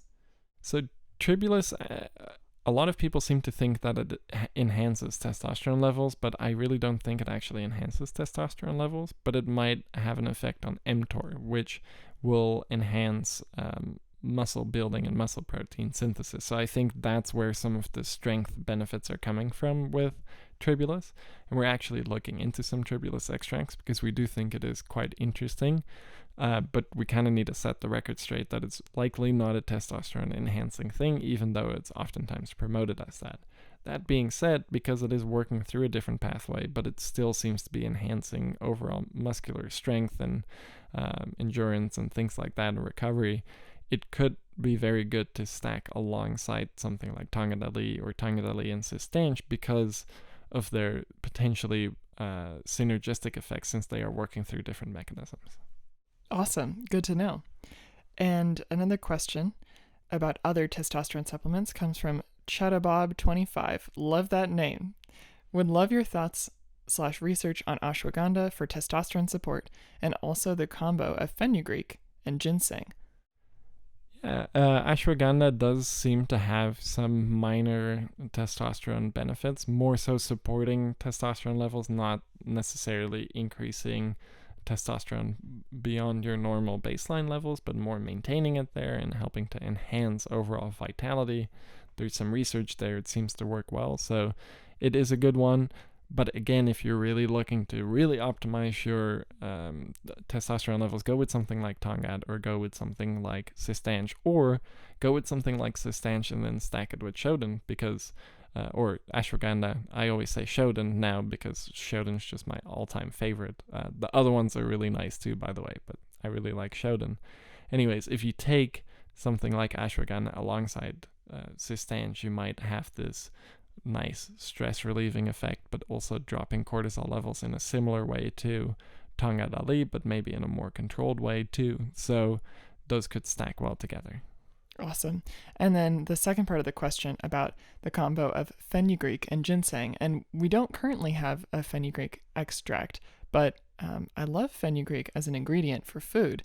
I'm really curious what you think about this combination. There is some interesting research there that fenugreek may indeed help enhance testosterone synthesis. I haven't delved too deeply into it, so I still have to do this. And I'll have to specifically do some research actually into the fenugreek and ginseng combo, because this is one that's new to me. Ginseng is another one of those where it will probably help support overall testosterone levels, but it may not really boost testosterone levels to the levels that we're wanting to see and that we see with things like Tongkat. But it could, again, have a supportive role, and ginseng would stack especially well with Tongkat, because Tongkat is dropping cortisol levels, but then ginseng is providing some of that more controlled stress response through its cortisol mimicking abilities. So taking those together would probably make a really nice stack overall. I love it. And our very last question comes from The Eternal Truth. What a great name to end with. And the question is, what about information on testosterone? This research chemical is all the rage now, especially since a few popular YouTubers brought it to the awareness of the fitness industry. Emil, thoughts on testosterone? So testosterone is not a research chemical. I'll just say that right away. It's actually something that is technically found in nature. I don't want to give away too much information yet, but we have been doing a lot of research into this, and it's not looking all too great for testosterone. So it is something we're interested in. It is something that we don't necessarily think is realistically possible. And we'll talk more about this later when we are ready to present our research on this, but it is an interesting thing. And I know actually Andrew Huberman has talked about it too, which is probably where some of the interest is coming from as well. But testosterone is also very similar to beta-ecdysterone, and that is something that's more realistically possible and you may see from us in the future. In terms of your last question about SARMs, or I'm just reading it off the page here, Erica hasn't said it, but this is not something we will discuss or ever carry. They're not really allowed to be sold as supplements, and they're a little sketchy in my opinion. So, what an episode, right, Emil? Oh yeah. We covered a ton of ground. Thanks to anyone who's still listening. Truly, thank you. And thanks for your questions, and thanks for sort of steering the In Search of Insight podcast into these really interesting areas. We covered so much ground today talking about testosterone and hormones in general, talking about Tongkat Ali and Cistanche and Fadogia Agrestis, and the way that we at Nootropics Depot approach testosterone supplementation. I'm really glad to have tried out Tongkat Ali, the 10%, and I'm excited at the effects that I've experienced over the last couple of days, because I think when it comes to conversations about hormones, we can all be really sensitive and perhaps deterred by fear or misinformation to not dig a little bit deeper and find out for ourselves what's going to be beneficial for supporting testosterone and supporting these areas of our lives, like our workouts and intimacy in our lives and energy and motivation. But Nootropics Depot, we're all about pushing the boundaries. We want to research, we want to learn more. And that's really what drives the In Search of Insight podcast, is our curiosity, and your questions, and the back and forth that we get. So for anyone who's not aware who might be listening to this podcast, we have a really active subreddit where you can talk with us all the time, not just through questions in the podcast, but you can actually ask questions on our subreddit. That's r/Nootropics Depot, and get into conversations with other nootropics geeks just like you every single day. So go and join our community on Reddit, r/Nootropics Depot, and join the conversation and ask your questions and share your knowledge and research studies that you're finding, because the more exchanges that we have, the more we all learn, and the better able we will be to optimize our health and to push the nootropic supplement industry forward, which is our main goal and the thing that we're truly passionate about at Nootropics Depot. So thanks for participating. Thanks for coming on this very long podcast journey with us. Thank you, Emil, for your wealth of knowledge and your answering of all of these questions that we have and really guiding us along this super, super informative conversation. Of course, it's a lot of fun, and it's a lot of fun to be able to talk about this at more length, because this is what I really like doing, and I don't oftentimes have the opportunity to do so because this goes over a lot of people's heads. But you guys are very smart, and I'm confident that you're understanding what we're putting out there. Absolutely. And if you do have follow-up questions or things you want to know about specifically from the podcast, write us a comment on YouTube. Make a post on Reddit, interact with us on Instagram or Facebook. You can follow us on social media. And as always, you can listen to the In Search of Insight podcast on a host of your favorite streaming platforms. So be sure to check it out, share it with your friends who might be interested, and come back next month.